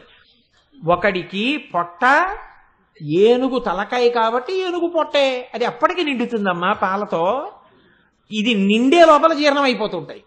ఇంకొకడు పోన్లేరా ఇమ్మయ్య తాగేశాడు అందానా ఉండు ఒక్క ముఖమే అయిందని 2వ ముఖంతో మొదలెడతాడు. 6వ ముఖం పూర్తయ్యేటప్పటికి మొదటి ముఖానికి ఆకలేసిందని మళ్ళీ మొదటి ముఖం పెడతాడు. అమ్మ ఒక్కడు ఏనుగు ముఖం పోనను మరొక్కడు 6 ముగాలతోడ నీ అక్కున పాలు త్రావ జగమంతయు బిడ్డలు కన్న తల్లి. అమ్మ నీకు వాళ్ళిద్దరే కాదుగా పిల్లలు, మేమందరం ఉన్నాం. మంచి వేసవకాలంలో రైలు దిగి ఇంకొక 5 నిమిషాలే రైలు ఆగుతుంది, వెళ్ళిపోతుంది. పరిగెత్తుకుంటూ వెళ్ళి కూలర్ దగ్గరికి పాపం ఎవరో ఒక ఆయన ఒక గుక్కడి నీళ్లు తాగుదాం అనుకున్నాడు. ఉండండి నన్ను ఈ సీసా పట్టేసుకొని ఇవ్వండి అన్నాడు ఒకడు. అది ఎంత ఉంది, నా అంత పొడుగుంటుంది ఆ సీసా. దాంతో అలా పడుతున్నాడు, సన్నటి ధార అలా పడుతోంది, ఆఖరికి నిండుతోంది. అమ్మయ్యా తాగచ్చు అనుకున్నాడు, ఈ చేత్తో తీసి జేబులోంచి తీసి ఇంకోటి ఎట్టాడు, ఎప్పటికీ నిండేను. అలా 6 ముఖాలతోడ ఒక ఆయన 6 ముఖాలతో తాగుతున్నాడు, ఒక ఆయన ఏనుగు ముఖంతో తాగుతున్నాడు. అమ్మ మాకెప్పుడు ఎడతావన్నావు, మాకెప్పుడు ఇస్తావు పాలు, మమ్మల్ని ఎప్పుడు ఉద్ధరిస్తావు, మరి అమ్మ అని మేము పిలుస్తున్నాం కదా అంటే అమ్మవారు అందుట ఆగండి, ఇలా వరుస క్రమంలో పిల్లలందరికీ అన్నం పెట్టడం నాకు అలవాటు కాదు, ఆకలిగానే అన్నం పెట్టేస్తాను. అందుకే మీ అందరికీ అన్నం పెట్టేయడానికి ఇవాళ నుంచి నేనేం చేస్తానో తెలుసా? ఇనబంబము చంద్రబింబము తక్కక నీ యురంబునను దల్పకయున్న అహర్నిశల్ సతి. సూర్యగోళాన్ని ఒక స్థానంగా చంద్రగోళాన్ని ఒక స్థానంగా పెట్టుకుంది అమ్మవారు. పగటిపూట సూర్యగోళంతో లోకంలో ఉన్న మొక్కలన్నీ పత్రహరితాన్ని తయారు చేసుకుని కాయగూరలు పళ్ళు ఇవన్నీ సూర్యరశ్మి ఉంటే పండుతాయి. అమ్మ పెట్టింది కదా అని శుభ్రంగా తినేసి, అమ్మ లేనప్పుడు కజ్జికాయలు తినేసి, తొక్కుడుండలు తినేసి, అమ్మ కడుపు నొప్పి అంటే మళ్ళీ మంది ఎవరు ఇవ్వాలి? అమ్మే ఇవ్వాలి. రాత్రి వేళ రెండో స్థలంలో చంద్రుడితోటి ఓషధులను ప్రకాశింపజేసి మందులు ఇస్తోందిట. అమ్మా, ఈ రెండింటితోటి మమ్మల్ని అందరినీ పోషిస్తున్నావు కదమ్మా, మా అమ్మ నువ్వే అమ్మా అన్నారు పేరాల భరతశర్మ గారు. అమ్మాయి ఎంత గొప్పదానివమ్మా, ఒక్కడు ఎనుగుముఖమ్ములను మరొక్కడు అరుముగాలతోడ నీ అక్కున పాలుద్రావా జగమంతయు బిడ్డలు కన్న తల్లి నీడెక్కడ నుండి చేపెదకో ఇనబంబము చంద్రబింబమున్ తక్కక నీ యురంబునను దల్పకయున్న అహర్నిశల్ సతీ అన్నారు. ఇక్కడ భాస్కరరాయల వారు అన్నారు, లోకంలో ఒక తల్లికి తండ్రికి జన్మించిన తరువాత బిడ్డడు ఆ తల్లిని అమ్మా అమ్మా అమ్మా అని పిలుస్తాడు. అమ్మ ఎన్నేళ్ళు వచ్చినా వాడి కడుపే తడుగుతుంది. వాడికి ఇంకా పెట్టాలి, ఇంకా పెట్టాలి, వాడు ఇంకా బాగా తినాలి, వాడు బాగా ఆరోగ్యంగా ఉండాలి తప్ప వీడు అమ్మా నేను సన్యాసం తీసేసుకుంటానమ్మా అన్నాడు అనుకోండి, అమ్మో నిన్ను చూడకుండా నేను ఉండగలనానన్నా అంటుంది తప్ప ఏ తల్లి పిల్లాడిని సన్యాసం తీసేసుకోమనో అడవిలకు వెళ్ళిపోయి తపస్సు చేసేసుకోనో అంత తొందరగా ఏం అంగీకరించదు. శంకరాచార్యుల వారిని కన్న తల్లి అంగీకరించలేకపోయింది ఆర్యాంబ.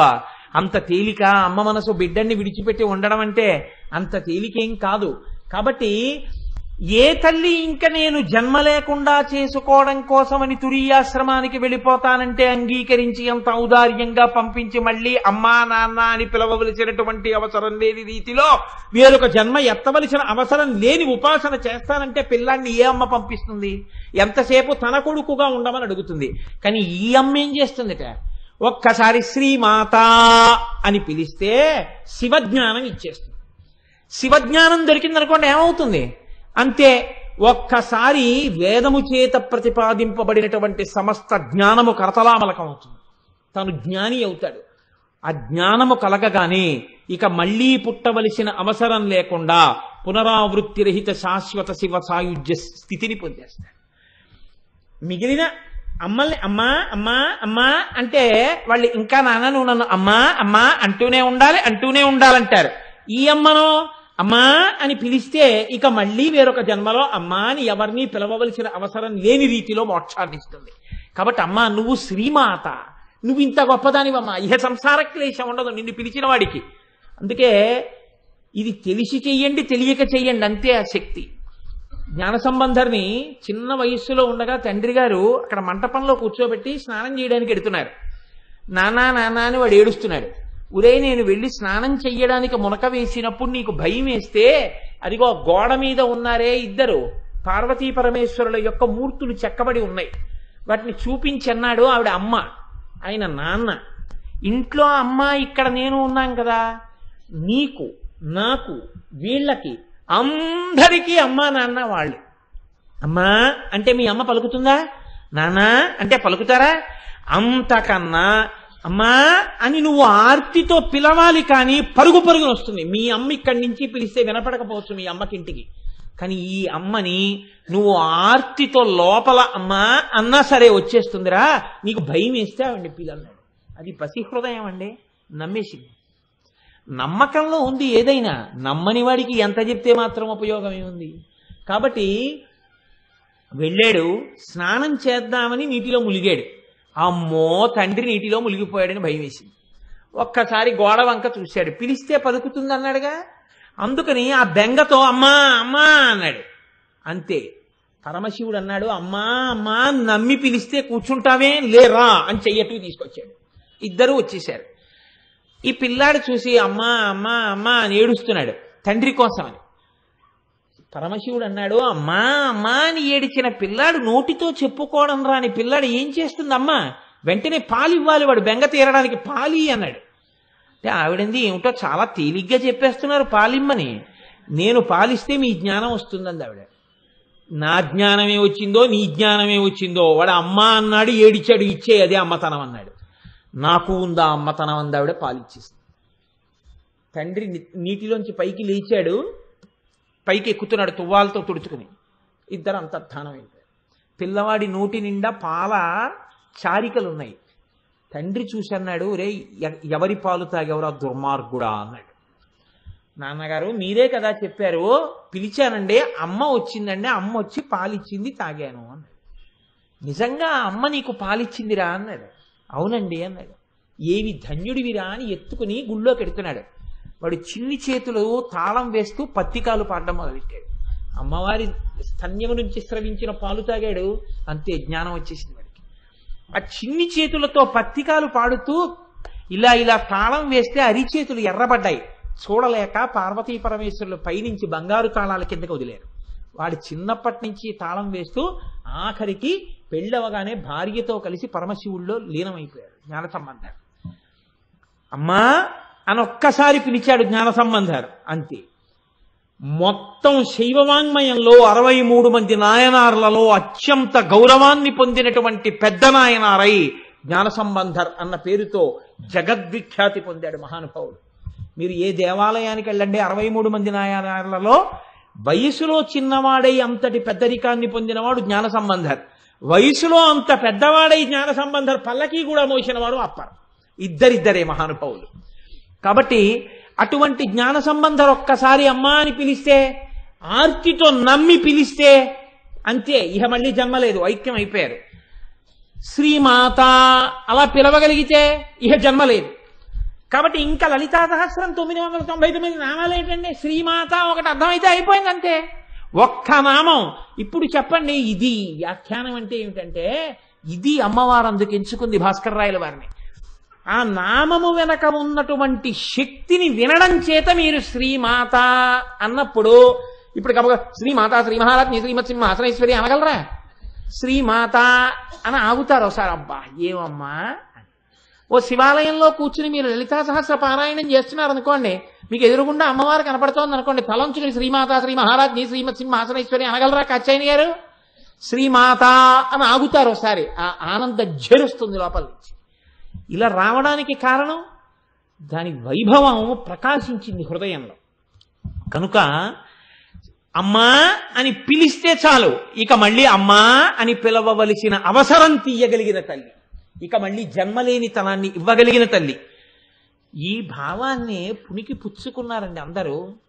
ఎవరికి అమ్మవారి అనుగ్రహం కలిగిందో వారందరి నోటి వెంట ఇటువంటి మాటలే వచ్చాయి. మీకు నేను ఒక ఉదాహరణ చూపిస్తాను. శ్రీకృష్ణ కర్ణామృతంలో లీలాశుకుడు ఒక శ్లోకం చేస్తాడు. అందులో అంటాడు, అయం క్షీరాంభో దేహే పతిరితి గవాం పలకయితి శ్రితోస్మాభిక్షీరోపనయన ధియా గోపతనయః అనేన ప్రత్యూహో వ్యరచి సతతం జనజననీ స్తనాదప్యస్మాకం సకృతపిపయో దుర్లభమభూత్. ఓ కృష్ణ, నువ్వు శ్రీ మహావిష్ణువుగా పాలసముద్రంలో పడుకుంటావని కోరి కోరి నందుడికి కుమారుడిగా నందవ్రజానికి వచ్చావు కాబట్టి ఎప్పుడూ ఆవుల వెంట దూడల వెంట తిరుగుతూ గో సంబంధములు కలిగిన వాడివని, ఎప్పుడూ వెన్న దొంగిలిస్తూ ఉంటావని, నందుడి యొక్క కుమారుడివి కనుక ఇంటి నిండా పాలు పెరుగు ఉంటాయని నిన్ను నమ్మి మిగిలినవి దొరికినా దొరకపోయినా పాలు దొరికితే జీవనానికి ఇబ్బంది ఉండదు కదా, కృష్ణుని నమ్ముకుంటే పాలు దొరకవా అని నీ పాదాలు పట్టుకున్నందుకు అమ్మ పాలు కూడా దొరకకుండా చేశావయ్యా అన్నాడు లీలాశకుడు. అమ్మ పాలు కూడా దొరకకుండా చేశావంటే ఏంటి? ఇంకొకసారి అమ్మ పాలు తాగవలసిన అవసరం లేదు, అంటే వేరొకసారి జన్మ లేదు. పాలతో సంబంధం ఉన్న నువ్వు నిన్ను నమ్మి స్తోత్రం చేస్తే ఇంకొకసారి అమ్మ పాలే తాగకుండా దరిద్రుణ్ణి చేశావు అన్నాడు. అంటే దరిద్రుణ్ణి చేశావు కాదు, ఇంకొకసారి జన్మనెత్తకుండా చేశావు. ఈ భావన ప్రచోదనం కావాలంటే అమ్మవారి అనుగ్రహం వశిన్యాది దేవతలకు వచ్చినట్టు భాస్కర రాయల వారికి వచ్చినట్టు వస్తే ఏ తత్వంలోనైనా అలా దర్శనం చేశారు పెద్దలైన వారు. కాబట్టి చూడండి, ఇది శ్రీమాత. శంకర భగవత్పాదులు అంటారు సౌందర్యలహరిలో, గిరామాహుర్దేవీం ద్రుహిణ గృహిణీం అగమవిదో హరే పత్నీం పద్మాం హరసహచరీం అద్రితనయాం తురీయా కాపిత్వం దురధిగమని సీమ మహిమా మహామాయా విశ్వం భ్రమయసి పరబ్రహ్మ మహిషి. ఇదొక చమత్కారమైనటువంటి శ్లోకం. ఇందులో అమ్మవారిని తీసుకెళ్లి మహామాయా స్వరూపంగా సౌందర్యలహరిలో శంకరాచార్యుల వారు పరబ్రహ్మమునకు మహిషిగా చెప్పారు. అంటే రాజ్ఞిగా కాకుండా ఆయన భార్యగా చెప్పారు. ఇందులో అంటారు, గిరామాహుర్దేవీం ద్రుహిణ గృహిణీం ఆగమవిదో. ఆగమవిదో అమ్మ నేను చెప్పట్లేదమ్మా, వేదములను క్షుణ్ణంగా అర్థం చేసుకున్న వాళ్ళు చెప్తున్నారు. ఏమని? నువ్వే చతుర్ముఖ బ్రహ్మగారి యందు సృష్టి శక్తిగా ఉంటావు, అందుకని సరస్వతి, ఆయనకి జ్ఞానశక్తి ఉండాలి, సృష్టికి వేదముల యొక్క జ్ఞానం ఉండాలి. అందుకని 4 ముఖాలతో 4 వేదాలను వల్లించగలిగిన శక్తివై నాలుక మీద సరస్వతిగా ఉంటావు. నువ్వే హరిసహచరీ పద్మనిలయాం, శ్రీ మహావిష్ణువుకి శక్తి స్వరూపంగా పద్మాలయవై లక్ష్మిగా ఉంటావు. నీవే రుద్రుడికి శక్తిగా పార్వతిగా ఉంటావు. అద్రితనయాం, అద్రి అంటే కొండ, కొండ యొక్క కూతురు, నీకు తండ్రినైతి నాకింత చాలదే ఇది మహాద్భుతంబు ఇందువదన అంటాడు కొండలరాయుడు అందులో. కాబట్టి ఆ వీరభద్ర విజయం పోతన గారి అలా కొండకి కూతురు కాబట్టి పార్వతీదేవి, పర్వతరాజపుత్రి పార్వతీదేవి రుద్రుడి యొక్క శక్తి. బ్రహ్మగారి శక్తి అయిన సరస్వతిగా ఉన్నా నువ్వే, విష్ణుమూర్తి యొక్క శక్తి లక్ష్మిగా ఉన్నా నువ్వే, రుద్రుడి యొక్క శక్తి అయిన పార్వతిగా ఉన్నా నువ్వే. ఉన్నది ఆ శక్తే. ఫ్యాన్లో కెడితే తిప్పుతోంది, లైట్లో కెడితే వెలిగిస్తోంది, హీటర్లో కెడితే అన్నం వండుతోంది, అది లేకపోతే ఇంట్లో ఓవెన్గా ఉంటే మీకేమో వేడిగా ఇస్తోంది, ఎయిర్ కండిషనర్లో ఉంటే చల్లగా ఉంటుంది. ఉన్న ఆ శక్తి ఒక్కొక్క దాని యందు ఒక్కొక్కటిగా ప్రకాశించినట్టు, ఒక్కొక్క విభూతిని వ్యక్తం చేసినట్టు, విష్ణువు యందు స్థితికార శక్తిగా లక్ష్మిగా, బ్రహ్మగారి యందు సృష్టి శక్తిగా సరస్వతిగా, రుద్రుని యందు లయకార శక్తిగా పార్వతిగా, అమ్మ 3 రకాలుగా ప్రకాశిస్తున్న తల్లివి నువ్వే. చిట్ట చివర ఈ 3 తత్వములు ఏకమైపోతే ఒకటైన పరబ్రహ్మతత్వములకు మహిషివై మహామాయవై ఈ లోకమును తిప్పుతూ ఆఖరణ ఈశ్వరుడితో కలుపుతున్న దానివి నువ్వేనమ్మా అన్నారు. ఆ అమ్మ అనుగ్రహం కలిగిందనుకోండి, ఒక్కసారి సంసారములోంచి పైకెత్తేస్తుందంతే. అవిద్యానామంతస్తిమిరమిహిరోద్దీపనగరి జడానాం చైతన్య స్తవకమకరంద శృతిహరి దరిద్రాణం చింతామణి గుణనికా జన్మ జలధౌ నిమగ్నానాం దంష్ట్రామురరిపు వరాహస్య భవతి అంటారు శంకర భగవత్పాదులు. ఆదివరాహమూర్తి యొక్క కోర ఆ రోజున భూగోళాన్ని సముద్రంలోంచి పైకెత్తినట్టు అమ్మా అని ఆర్తితో పిలవగలిగితే సంసార సముద్రమునందు మునిగిపోయిన వాణ్ణి తన పాదముతో అలా పాదం మీద కూర్చోపెట్టుకుని పైకెత్తి పరమశివుల్లో కలిపేసి మోక్షాన్ని ఇచ్చేస్తుంది. వేరొకసారి అమ్మా అని పిలవవలసిన అవసరం, వేరొకసారి వేరొకటి కడుపున పుట్టవలసిన అవసరం లేకుండా పునరావృత్తి రహిత శాశ్వత శివ సాయుధ్య స్థితిని ఇయ్యగలిగినటువంటి పరబ్రహ్మ స్వరూపిణి. కాబట్టి అంతటి తల్లివమ్మ, ఇంత శక్తి ఉన్నదానివి, ఇంత శక్తిని మా యందు ఎందుకు కృప చేస్తావు? ఒక్క మాటకి అమ్మా అని పిలిస్తే చాలు. ఎందుకంత పొంగిపోతావు? నువ్వు అమ్మవు కనుక, నీకు అమ్మతనం ఉంది కనుక. అందుకే పోతన గారు పొంగిపోతే అమ్మవారికి ఇంకొక నామాలు వేయలేదు. అమ్మలగన్నయమ్మ ఊరమ్మల మూలపుటమ్మ చాలా పెద్దమ్మ సురారులమ్మ కడుపారడి బుచ్చినయమ్మ తన్నులోనమ్మిన వెల్పుటమ్మల మనంబున ఉండెడి అమ్మ దుర్గమాయమ్మ కృపబ్ధినిచ్చుట మహత్వ కవిత్వ పటుత్వ సంపదల్లన్నారంతే. అమ్మ అమ్మ అమ్మ అమ్మ అమ్మ. ఈ అమ్మ అన్న పేరు పడిపోయింది అలవోకగా పోతన గారికి. ఆ అమ్మ అన్న నామం యొక్క గొప్పతనాన్ని ఆవిష్కరిస్తూ మూక పంచశతిలో మూకశంకరులు అంటారు, జంతోస్తవ పద పూజన సంతోష తరంగితస్య కామాక్షి బంధో ఇది భవతి పునః సింధో అంబస్సు భ్రమీతి శిలా అన్నారు. అమ్మా, ఒక పెద్ద బండరాయిని తీసుకొచ్చి అలా ప్రవహిస్తున్నటువంటి ఏటిలో పడేస్తే అది నీటిలోకి మునిగిపోవడం మానేసి ఇంత పెద్ద బండరాయి నీటి మీద తేలిపోతే చూసిన వాడు ఇదేమిటో బండరాయి తేలిపోయిందని వెళ్ళిపోతాడా? తెల్లబోయి ఇదేమిటిది బండరాయా కాదా అని ఇంకోసారి ఎత్తుతాడు. ఎత్తలేక ఎత్తలేక ఎత్తగలిగినంత బండరాయి, కానీ నీటిలో ములగట్లేదు. ఇప్పుడు వాడు తెల్లబోయి ఇదేమిట్రా బండరాయి ములగట్లేదు ఏమిటని వీధిలో ఉన్న వాళ్ళందరినీ పిలుస్తాడు, ఊళ్ళో ఉన్న వాళ్ళందరినీ పిలుస్తాడు. పక్క ఊళ్ళో వాళ్ళు వస్తారు, బళ్ళు ఎక్కొస్తారు, కార్లు ఎక్కొస్తారు, బస్సులు వేసుకొస్తారు. అప్పుడు అదొక దర్శనీయ స్థలం అయిపోతుంది. ఎందుకని? నీట మునగని బండ. నీట మునగకుండా ఉండడం బండకి ఎలా సాధ్యం కాదో ఒక్కసారి మనుష్యుడు కాదమ్మా. ఆయన అంటారు, జంతోస్తవ పద పూజన సంతోష తరంగితస్య కామాక్షి. లోపల నుంచి సంతోష తరంగములు ఉద్భుతమవుతుండగా అబ్బా, ఇన్ని జన్మల తర్వాత, ఇన్ని కోట్ల జన్మల తర్వాత నా తల్లి ముందు కూర్చుని మా అమ్మ పాదాల మీద ఇంత కుంకన్న చేత్తో వేస్తున్నాను, నాకన్నా భాగ్యవంతుడెవరు అని అమ్మా అంటూ ఎవడు వేశాడో వాడు ఉత్తర క్షణం నీలో కలిసిపోకపోతే, సమస్తమైన సౌఖ్యములను పొంది మోక్షాన్ని పొందకపోతే ఏటి మీద బండ తేలినంత అన్నారు. సింధోరంభస్సు భ్రమీతి శిల. ఏటి మీద బండ తేలుతుందా అమ్మా? ఒక్కనాటికి తేలదు. నీ పాదములను సంతోష తరంగములు పైకొచ్చేటట్టుగా ధ్యానం చేసి పూజ చేసిన వాడు మోక్షాన్ని పొందకుండా, ఇహమనందు సౌఖ్యం పొందకుండా ఉంటాడా అమ్మా? పొంది తీరుతాడు. ఇది ఆయన యొక్క పూనిక. మూకశంకరులు అమ్మవారి వంక చూస్తూ మాట్లాడినటువంటి శ్లోకం. మూకశంకరులు మాట్లాడినా సొంతం కాదు, అమ్మవారే నోరు లేని వారిలోకి, వాక్కు లేని వారిలోకి ప్రవేశించి వాక్కుగా మారి పైకొచ్చినటువంటి శ్లోకం. అంటే ఇది అమ్మవారే చెప్పిన శ్లోకం. అది అమ్మవారు చెప్పిందే, ఇది అమ్మవారు చెప్పిందే. శంకరులలోంచి వచ్చిన సౌందర్యలహరి అమ్మవారు చెప్పిందే. ఇన్ని అమ్మవారిలోంచి వచ్చి ఒకటికి ఒకసారి, ఒకటికి ఇంకొకసారి, ఒక పరికొక వయ్యారమయ్యని అన్నమయ్య పొంగిపోయినట్టు ఇన్ని మార్లు అమ్మవారు ఒక్కసారి నీకు నోరిచ్చినందుకు నా వంక తిరిగి అమ్మా అను చాలు, నిన్ను ఏ స్థితికి ఎత్తుతానో చూడు. పరాశర భట్టర్లు అంటారు శ్రీగుణరత్న కోశంలో, ఐశ్వర్యమక్షర గతిం పరమం పదం వా కస్మైతి చంజలి భరం వహతే వితీర్య అస్మైన కించితుచితం కృతం జిత్యధాంబ తం లజ్జసే కదయకోజుదారభావ అన్నారు. ఒకానొకనాడు ఒకడు వెళ్ళి అమ్మవారి ముందు నిలబడి అమ్మా అని పిలిచి ఇలా వంగి నమస్కారం చేశాడు.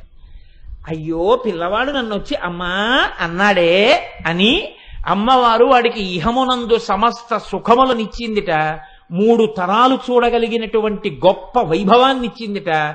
ఆ కర్ణవాడి శరీరంలోంచి జీవుణ్ణి చాలా తేలిగ్గా విడిపించి తన భర్తతో కలిసి విమానంలో వచ్చి తన భర్త పక్కన విమానంలో కూర్చోబెట్టి విమానం ఊర్ధ్వలోకాలకి వెళ్ళిపోతుంటే కనపడకుండా అమ్మవారు విమానం యొక్క కిటికీకి ఉన్న తెర పక్కకి వెళ్ళి చాటుగా నిలబడింది. నిలబడితే పరమేశ్వరుడు అన్నట్ట, ఏమలా దాక్కున్నావేం లక్ష్మి, ఇలా రా, ఏ కనపడమేం బిడ్డడికి అన్నట్ట. అంటే ఆవిడందిట ఎర్ర పడిపోయి సిగ్గుతో లజ్జతో కూడిన మొహంతో వచ్చి అక్కడ నిలబడిందిట. ఎందుకు అలా సిగ్గుపడుతున్నావు, ఏం తప్పు చేశావని అన్నట్ట శ్రీ మహావిష్ణువు.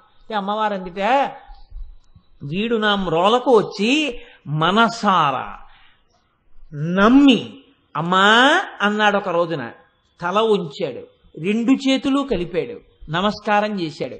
అలా చేసినందుకు వాడికి నేను ఇహంలో అన్ని సౌఖ్యాలు ఇచ్చాను, ఐశ్వర్యం ఇచ్చాను, 3 తరాలు చూడగలిగిన శక్తిని ఇచ్చాను, ఆరోగ్యం ఇచ్చాను, అనాయాస మరణం ఇచ్చాను, తీసుకొచ్చి మీ పక్కన కూర్చోపెట్టాను. ఇంకా ఇంతకన్నా నేను వీడికి ఏమీ చేయలేకపోయానే, వీడు అమ్మా అని పిలిచినాను అని సిగ్గుపడి పక్కకెళ్ళిపోయాను. త్వం లజ్జసే కదయకోజు యుదారభావ అన్నారు పరాశర భట్టర్లు. ఐశ్వర్యమక్షర గతిం పరమం పదం వా కస్మైతి తంజలి భరం వహతే వితీర్య అస్మైన కించిత్ చితం కృతం జిత్యధాంబ త్వం లజ్జసే కదయకోజయుదారభావ. ఆ శ్రీమాత అన్న ఒక్క నామాన్ని ఇన్ని భంగుల అనుభవించారు పెద్దలు. ఎవరి శ్రీమాత అని అడిగారు. ఈ శ్రీమాత ఎవరో నువ్వు కొంచెం జాగ్రత్తగా అవలోకనం చేస్తే నీకు ఒక విషయం గోచరిస్తుంది అన్నారు. ష ష్ ర్ ఈ అనేటటువంటి 3 అక్షరాలు కలిస్తే శ్రీ అవుతుంది. ఈ ష్ ర్ ఈ అనేటటువంటి 3 సత్వగుణము, రజోగుణము, తమోగుణము అనేటటువంటి 3 గుణములను చూపిస్తాయి. అసలు ఈ లోకమంతా ఉన్నది ఈ 3 గుణాల్లోనే. ఈ 3 గుణాలు కలిసిపోయాయి అనుకోండి, 3 గుణాలు బయటికి రాకుండా కలిసిపోయాయి అనుకోండి, కలిసిపోయి అవ్యక్తం అయిపోయి పైకి రాకుండా ఒక దాంట్లోకి వెళ్ళిపోయి ఉండిపోయాయి అనుకోండి, అప్పుడు ఎస్ ప్లస్ అర్ ప్లస్ ఈ కలిసిపోతే శ్రీ, కలిసిపోయి మాత ఆవిడలోకి వెళ్ళిపోతాయి. అంటే ఈ సృష్టికి ముందుండిపోయిన ఆవిడొక్కతే, పూర్వజా ఆవిడొక్కతే ఉంది. ఈ 3 గుణములు ఆవిడలో ఉండి ఆవిడలోంచి పైకొచ్చాయి. ఈ 3 గుణములను తీసి శుద్ధ సత్వాన్ని ఇవ్వాలంటే ఎవరివ్వాలి? ఆవిడే ఇవ్వాలి. కాబట్టి శ్రీమాత అలా ఇవ్వగలిగిన తల్లి. ఎందుకు ఇవ్వాలి? ఇవ్వకుండా ఉండలేని ప్రేమ కలిగిన అమ్మ కనుక. మీరు చూడండి, మీరు లోకంలో ఒక మర్యాద కనిపెట్టి ఉంటారు. ఒక భర్తకి భార్య అయిన తర్వాత ఆడది ముందేం అడుగుతుందంటే, ఏమంటే నాకు చంద్రహారాలు ఉంటే బాగుండంటుంది. భర్త కూడా ప్రీతితో చేయిస్తాడు. అంతేగాని మీ నాన్న చేయిస్తే బాగుండంటే వాడు దుర్మార్గుడు. వాళ్ళ నాన్న చేయించి నీ పిల్లనిచ్చింది ఎందుకు? ఇంకా చంద్రహారాలు చేయించాడు. ఏదో పలకసర్లు కూడా ఉంటే బాగుండు. నువ్వు నా ఇంటి లక్ష్మి, నువ్వు అడగాలి కానీ ఎందుకు రాదు, చేయించాడు పలకసర్లు. ఏమండి నాకు వడ్డానం ఉంటే బాగుంటుంది, చేయించాడు. మీరు గమనించండి, ఒక 50 ఏళ్ళు వచ్చిన తర్వాత ఇప్పుడు ఆ స్త్రీ అంటుంది, ఏమండి నా వడ్డానం తీసి కోడలికి ఇచ్చేస్తానంటే. నువ్వు పెట్టుకోవా వడ్డానం? ఇంకా నేను పెట్టుకోవడం ఏంటండి, ఇంట్లో కోడలా వడ్డానం పెట్టుకు తిరుగుతుంటే చాలదా? మీరు గమనించి ఉంటారు, పెద్ద కుటుంబాల్లో ఒక లక్షణం ఉంటుంది. ఇది మా అమ్మగారు పెట్టుకున్న నగలని ఇంటికి కోడలు రాగానే ఆ నగలు ఆ కోడలకు అలంకారం చేస్తారు, పరంపరాగతంగా వెళ్ళిపోతాయి. ఒకప్పుడు తనవి అన్నవి తన కోడలికి ఇచ్చేసి కోడలు పెట్టుకుంటే సంతోషపడిపోతుంది. కన్న కడుపు కూతురికి కన్నా కోడలికి ఇస్తారండి నిజమైన ప్రేమ ఉన్న అత్తగారైతే. అందరూ అటువంటి వారే. నా దృష్టిలో అయితే అటువంటి సంకుచితత్వం ఉన్న అత్తగారులు ఉన్నారని నేను అనుకోను. ఎవరో తెలియక అమాయకత్వంతో ఉంటే ఉండవచ్చు. కాబట్టి అమాయకత్వం తొలగిపోతుంది, అజ్ఞానం లోపల గాఢంగా ఉండిపోతే ప్రమాదంగా. కాబట్టి చూడండి, ఇప్పుడు అసలు ఆ తత్వంలోనే ఆ లక్షణం ఉంటుంది. అమ్మవారికి ఉన్నటువంటి లక్షణం కూడా ఏమిటంటే, మీరు ఇది చెప్తే చాలు, అమ్మ నేను ఈ గుణాలు నాలో ఉండడం వల్ల నేను చాలా బాధపడిపోతున్నానమ్మా, చాలా కష్టపడిపోతున్నానమ్మా అని మీరు నిజాయితీగా అమ్మవారితో చెప్తే చాలు. ఇది అమ్మవారు ఈ లోకానికి ఇచ్చినటువంటి గొప్ప కటాక్షం అండి. అదేమిట్రా నీ బుర్రా, ఏమిటా ఆ ఉపన్యాసం చెప్పడం, కటాక్షం ఏమిటి, ఇవన్నీ ఉండడం అంటారేమో మీరు. నేను మీకు ఒక ఉదాహరణ చెప్తాను. ఇది నేను తరచూ చెప్తూ ఉంటాను ఈ ఉదాహరణ. అదేం నా సొంతమేం కాదు, జగద్గురువులది. ఒకానొక రాజు యుద్ధం చేస్తున్నాడు యుద్ధభూమిలో. తనని నమ్మినటువంటి ఒక సైనికుడు పక్కన ఉన్నాడు. ఈ సైనికుడితో అన్నాడు, ఒరే ఇవాళ రాత్రి నువ్వు వచ్చి నన్ను కలు అన్నాడు. అంటే ఈ సైనికుడు అన్నాడు, నేను సామాన్య సిపాయిని, మీరు చక్రవర్తి. రాత్రి శిబిరం వేసుకున్నప్పుడు రేపటి యుద్ధ వ్యూహాలు రచించడానికి మంత్రులు, సామంతులు, సేనానులు బారులు తీరి ఉంటారు. అంగప్రదక్షిణానికి 2 గంటలకే వైకుంఠంలో నిలబడిపోయినట్టు. ఇంకా నేను మీ దగ్గరికి వచ్చి ఎలా మాట్లాడతానన్నాడు. అంటే రాజు అన్నాడు, బెంగ పెట్టుకో అని ఓ ఉంగరం ఒకటి తీసి ఇలా విసిరాడు. ఇది పట్టుకుని శిబిరం పక్కన తిరుగుతుండు, దర్శనం నీకు అయిపోతుంది అన్నాడు. ఆయన ఇలా చూసి అన్నాడు, ఉలిక్కిపడి, అయ్య బాబో ఇది శత్రురాజు ఉంగరం అన్నాడు. గప్ చెప్, అది పట్టుకు తిరగవు అన్నాడు. ఇప్పుడు దాన్ని జేబులో పెట్టేసుకున్నాడు. చీకటి పడింది, దర్శనాలకి టైం ఇచ్చారు, టోకెన్లు వేసి సేనాపతి, ఉపసేనాపతి వీళ్ళందరికీ రాత్రి 12, 12:30, 1 గంటన్నర, 2 ఇలా వీడి సిపాయి. వీడికి ఎవరిస్తారు? అప్పుడే రాజుగారు పలహారం చేసి కూర్చున్నారు. 8 అయింది. వీడి శిబిరం పక్కన అలా అలా అలా అలా తచ్చి ఆడుతున్నాడు. గభాలను వెళ్ళి పట్టుకున్నారు. అసలే యుద్ధభూమి, రాజుకి ఆపద వస్తున్నాను. జేబులు వెతికారు, శత్రురాజు ఉంగరం దొరికింది. అందరినీ ఆపేశారు. ముందు వీడిని రాజుగారి దగ్గరికి తీసుకెళ్ళండి, ఎవరు తీసుకెళ్తే వాడికి ప్రమోషన్. ముందు వీడిని గబగబా తీసుకెళ్లారు. మంత్రిని కూడా ఆపి, మహారాజా శత్రురాజు ఉంగరంతో తిరుగుతున్నాడు, పట్టుకొచ్చాం. ఆహా, ఏదా ఉంగరం? తీసుకున్నారు. మీరు బయటికి వెళ్ళండి. ఇంకే ఉంది, ఇలా చంద్రహాసం తీసి కొట్టేస్తాడు. మనం లోపలికి వెళ్ళి ఆ శరీరాన్ని తీసుకెళ్ళిపోవడం.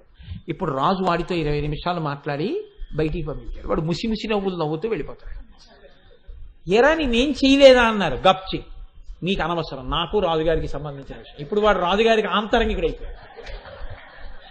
దేనివల్ల అయ్యాడు మీరు చెప్పండి? శత్రురాజు ఉంగరం చేతిలో ఉంది. అది శత్రురాజు ఉంగరం అని వాడికి తెలిసింది. అదొక్కటే. అది మన రాజుగారి ఉంగరం అంటే లైన్లో నించుని ఉండేవాడు.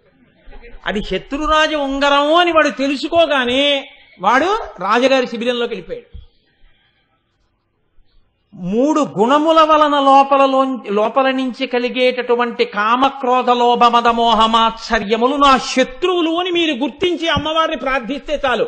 శ్రీమాత 3 ఉపసంహారం చేసి, శత్రురాజ ఉంగరం వల్ల బాధపడుతున్నావా నాన్న అని మిమ్మల్ని ఆవిడ పాదాల దగ్గరికి లాగేస్తుంది. కాబట్టి శ్రీమాత 3 మడత పెట్టి తనలోకి తీసుకోగలిగినది, 3 మడత విప్పి పైకి వదలగలిగినది. కాబట్టి ఆవిడ తిప్పనూగలదు, లోపలికి తీసుకోనూగలదు. ఇది శ్రీమాత. ఈ 3 కలిస్తే కాదు. సత్వము, రజస్సు, తమస్సు గుణములు నిజంగా భగవంతుడికి ఉంటాయని కాదు, కానీ భగవంతుడు అటువంటి కర్తవ్యనిష్ట కలిగినప్పుడు బ్రహ్మగా, విష్ణువుగా, రుద్రుడిగా ప్రకాశిస్తాడు 3 రూపాలతో. కానీ 3 రూపాలతో ప్రకాశించేది ఒక్కడే. ఈ తత్వం మీరు గమనించాలి. మీరే రేపు ఉదయం మా ఇంటికి వచ్చి, అంటే మా ఇంటికి ఉదయం రమ్మని కాదు నా ఉద్దేశం, ఎవరూ రాకపోతేనే నాకు ఎక్కువ సంతోషం. ఉదయం నేనేదో ధావళి కట్టుకుని సంధ్యావందనం చేసుకున్నాను అనుకోండి, మీరు వెంటనే అలా చూసి, నిన్న పంచె కట్టుకున్నాడు, ఇవాళ ధావళి కట్టుకున్నాడు, వాడు వీడు కాదేమో, నిన్న లాల్చీ వేసుకున్నాడు, ఇవాళ మీద ఏమీ లేదు, ఉత్తరీయం ఎడంబుదం మీద వేసుకున్నాడు, చొక్కా లేదు, బనీన్ లేదు, వాడు వీడు కాడేమో అని మీరు ఇలా లెక్కలు కట్టి ఆఖరికి ఇదైపోతుంటే, ఏమమ్మా ఇలా వచ్చారు అన్నాను అనుకోండి, మీరు కోటేశ్వరారేనా? అదేటమ్మా అనుమానం ఎందుకు వచ్చింది? మరి ఏమిటి అలా ఉన్నారు? అదేటమ్మా ఇప్పుడు సంధ్యావందనం చేసుకుంటున్నాను, ఇలాగే ఉంటాను. ఓహో, ఇంకా కాసేపు ఆగి 10:30కో ఎప్పుడో ఓవర్ బ్రిడ్జి మీద చూస్తే ఓ ప్యాంటు చొక్కా షూ వేసుకుని మోటార్ సైకిల్ మీద హెల్మెట్ ఇట్టుకు వెళ్ళిపోతుంటారు. అరేదే నిన్న పంచె కట్టుకున్నాడు, ఇదే ఇలా వెళ్ళిపోతున్నాడు వీడు అన్నారనుకోండి, అంతే. నేను అప్పుడు ఉద్యోగానికి పోతున్నాను, అలాగే ఉంటాను. మరి హెల్మెట్ ఎట్టుకు పోతుంటాను, పెట్టిన రూలు ఏం చేస్తాను, గుమ్మడికాయ నెత్తి మీద ఎటుకు పోవాలి, వెళ్ళిపోతుంటాను. వాడే ఓ పెట్రోల్ బంకులో పెట్రోల్ కొట్టించుకుంటున్నాడు అనుకోండి, అయ్యో ఇదేంటి లలితా సహస్రం చెప్పిన ఆయన పెట్రోల్ కొట్టించుకోవడం అని మీరు అనకూడదు. నేను పెట్రోల్ కొట్టించుకోను ఏంటి, నా బండికి కొట్టించుకుంటాను. నేనే రైతు బజార్లో కూరలు కొనుక్కుంటూ కనపడతాను, అప్పుడు నేను ఒక గృహస్థు. నేనే మళ్ళీ సాయంకాలం అయ్యేటప్పటికి ఒక పంచాలు ఆల్చి పెద్ద కుర్చీ, ఆ గోపాలకృష్ణ గారు మైక్లో పూజ్య గురువులు రావాలని పిలవడం, 2 దండలు, నేను మొదలు ప్రార్థనా శ్లోకాలు. ఇన్ని పాత్రలు వేసిన వాడు ఎవరు? నేనే. ఈశ్వరుడే 3 పాత్రలు వేస్తాడు, సృష్టికర్తగా బ్రహ్మ, స్థితికర్తగా విష్ణువు, లయకర్తగా రుద్రుడు. మీకు ఎందుకంత బెంగ? వాడే వీడు. అంతేకాని అదేంటే ఆఫీస్కి వెళ్తున్న కోటేశ్వరరావు చూసి చిచి దుర్మార్గుడా ఎంత సహ్యంగా ఉన్నారా, నేను ఇలా చూడలేకపోతున్నాను రా, నీ బతుకు ఇచ్చా, ఏ పంచకట్టుకు తిరగలేవురా అన్నారనుకోండి, బాధపడేది నేను కాదేంటి, ఇదేంటి ఉద్యోగానికి వెళ్తే మరి ప్యాంట్ వేసుకోనా అని బెంగ పెట్టుకు బాధపడేది నేనే. రేపు రాగానే ఇప్పుడు శుభ్రంగా ఉన్నావురా, ఎంత చక్కగా ఉన్నావురా, ఇలా పంచకట్టుకుని ఉండొచ్చు కదరా అన్నారనుకోండి, పొగిపోతానేంటి, ఇదెక్కడ కూడా వచ్చి పడింది రోజు. అప్పుడు బెంగే. సృష్టికర్తగా కీర్తన చేసి స్థితికర్తగా తిట్టి, స్థితికర్తగా కీర్తన చేసి లయకర్తగా తిట్టి, లయకర్తగా కీర్తన చేసి స్థితికర్తగా తిట్టినా మీరు చేసే తిట్లు నిందలు పడలేక నీ జ్ఞానం ఎప్పుడు వస్తుందిరా అని ఆయన ఏడుస్తాడు. కాబట్టి ఉన్నది ఎవరు? ఈ ముగ్గురు 3 కార్యములు నిర్వహించడానికి 3 రకములైన శక్తులనిచ్చిన అమ్మ ఎవరుందో ఆవిడ శ్రీమాత. ఆయన సృష్టికర్తగా సృష్టి చెయ్యగలుగుతున్నాడంటే శక్తి ఆవిడిచ్చింది. మీకు ఒక్కటే గుర్తండి, ఒక ఆవిడ చాలా జాగ్రత్తగా చక్కగా కత్తి పట్టుకుని ఆపరేషన్ చేసి కడుపులో విన్న పిల్లాన్ని బయటికి తీసేస్తాం. మీరు జాగ్రత్తగా చూసి ఈవిడ దగ్గర పదునైన కత్తి పట్టుకుంటే ఈవిడ పిల్లవాడిని పైకి తీయగలిగింది అని రైతు బజార్లో పనస పొట్టు కొట్టుకుంటున్న వాడి దగ్గరికి వెళ్ళి ఆపరేషన్ చేయించారు కదా. వాడు వేరు, ఆవిడ వేరు. ఆవిడ విభూతి ఆవిడదే. కత్తి పట్టుకున్న వాళ్ళందరూ ఆపరేషన్ చేసేవాళ్ళు ఏం కారు లోకంలో. అలాగే సృష్టికర్త, స్థితికర్త, ప్రళయకర్త అని చెప్పినప్పుడు ఎవరికి కావలసిన శక్తిని వారికి అమ్మవారు ఇస్తుంది. సృష్టి చేసే శక్తిని బ్రహ్మకి తనలోంచి ఇస్తుంది. ఒకడొక కుర్చీలో కూర్చుంటాడు, ఆయనదా శక్తి, ఆ కుర్చీదా శక్తి. కుర్చీది శక్తి. ఆయన కుర్చీలో కూర్చున్నాడు కాబట్టి ఆయనది ఆ పవర్. కాబట్టి ఎందుకు భయం, ఎందుకు ఆయన్ని చూస్తే నమస్కారం అంటే ఆయనకి కాదు నమస్కారం. ఎవడైనా వెర్రేడు లోకంలో వాడికి నమస్కారం పెడుతున్నాడు, వాడిని పొగుడుతున్నాడు అనుకుంటే వాడికన్నా వెర్రేడు ప్రపంచంలో ఇంకోటి లేడు. వేదం అలా చెప్పలేదు. అధికారి యందు విష్ణువాంశని చూసి నమస్కరిస్తున్నాం. వ్యక్తిగా వాడికి ఏం నమస్కారం కాదు, వ్యక్తిగా వాడిలోని ఈశ్వరుడికి నమస్కారం. వాడు ఒక అధికార సింహాసనం మీద కూర్చుంటే అలా కూర్చునే యోగ్యత పరమాత్మ వాడికి విష్ణువాంశతో పరిపాలకత్వం ఇచ్చాడని నమస్కారం. విష్ణువాంశకి నమస్కారం తప్ప నీకు నమస్కారం లేదు. నీకుగా ఏ సన్మానం ఇవ్వం. నీకు విష్ణువాంశ ఉంది కాబట్టి సన్మానం చేస్తాం, నీకు విష్ణువాంశ ఉంది కాబట్టి నీకు ఆ గౌరవం ఇస్తాం. అలాగే వేదం చదివితే బ్రహ్మగారి అంశ ఉంది కాబట్టి గౌరవిస్తాం. అలాగే లయకారకత్వం రుద్రాంశగా గౌరవిస్తాం. కాబట్టి 3 శక్తులు ముగ్గురికి ఇస్తే ఆ 3 శక్తులకి 3 పేర్లతో వచ్చి కూర్చుంది ఆవిడ. ఆయనే కలెక్టర్ గారు, పన్నులు వసూలు చేస్తాడు కలెక్టర్. ఆయనే మెజిస్ట్రేట్, ఒక చోటుకెళ్ళి కూర్చున్నప్పుడు ఆయన మెజిస్ట్రేట్గా ఉంటాడు ఒక హాల్లో. ఒక్క ఆయన ఎందే ఇన్ని రకాల శక్తులు ఎలా ఉంటాయి అంటే ఇన్ని శక్తులు ఆయన యందు అధికారముగా ఉన్నాయి. ఆయన్ని కలెక్టర్గా తీసేసి ఎక్కడో సెక్రటరీగా ట్రాన్స్ఫర్ చేశారు. ఇప్పుడు ఆయనకి ఈ శక్తులన్నీ మెజిస్ట్రేట్గా ఉంటాయా? ఉండవు. ఆయనకి అక్కడ శక్తులు వస్తాయి. ఎలా వచ్చాయి? కూర్చునే కుర్చీని బట్టి వచ్చాయి. బ్రహ్మకి బ్రహ్మశక్తి, విష్ణువుకి విష్ణుశక్తి, శివుడికి శివశక్తి ఎక్కడి నుంచి వచ్చాయి? అమ్మవారు ఆ శక్తుల్నిచ్చింది. కాబట్టి 3 శక్తులను ఇచ్చిన ఆదిశక్తి ఎవరుందో ఆవిడ ముగురమ్మల మూలపుటమ్మ, ఆవిడ శ్రీమాత. కాబట్టి అమ్మా ఇన్ని శక్తులకు ఆలవాలమైన ఆదిశక్తివి నువ్వు, అందుకని చెప్పి నిన్ను ఈ రీతిగా మేము స్తోత్రం చేస్తున్నామమ్మా అన్నారు. ఇటువంటి తల్లి ఎవరున్నదో ఈ తల్లియే ఇంతమందిలో ఇన్ని శక్తులను ప్రవేశపెట్టి ఈ లోకాలన్నీ కదిలేటట్టుగా, ఈ లోకాలన్నీ తయారయ్యేటట్టుగా చేస్తున్నది.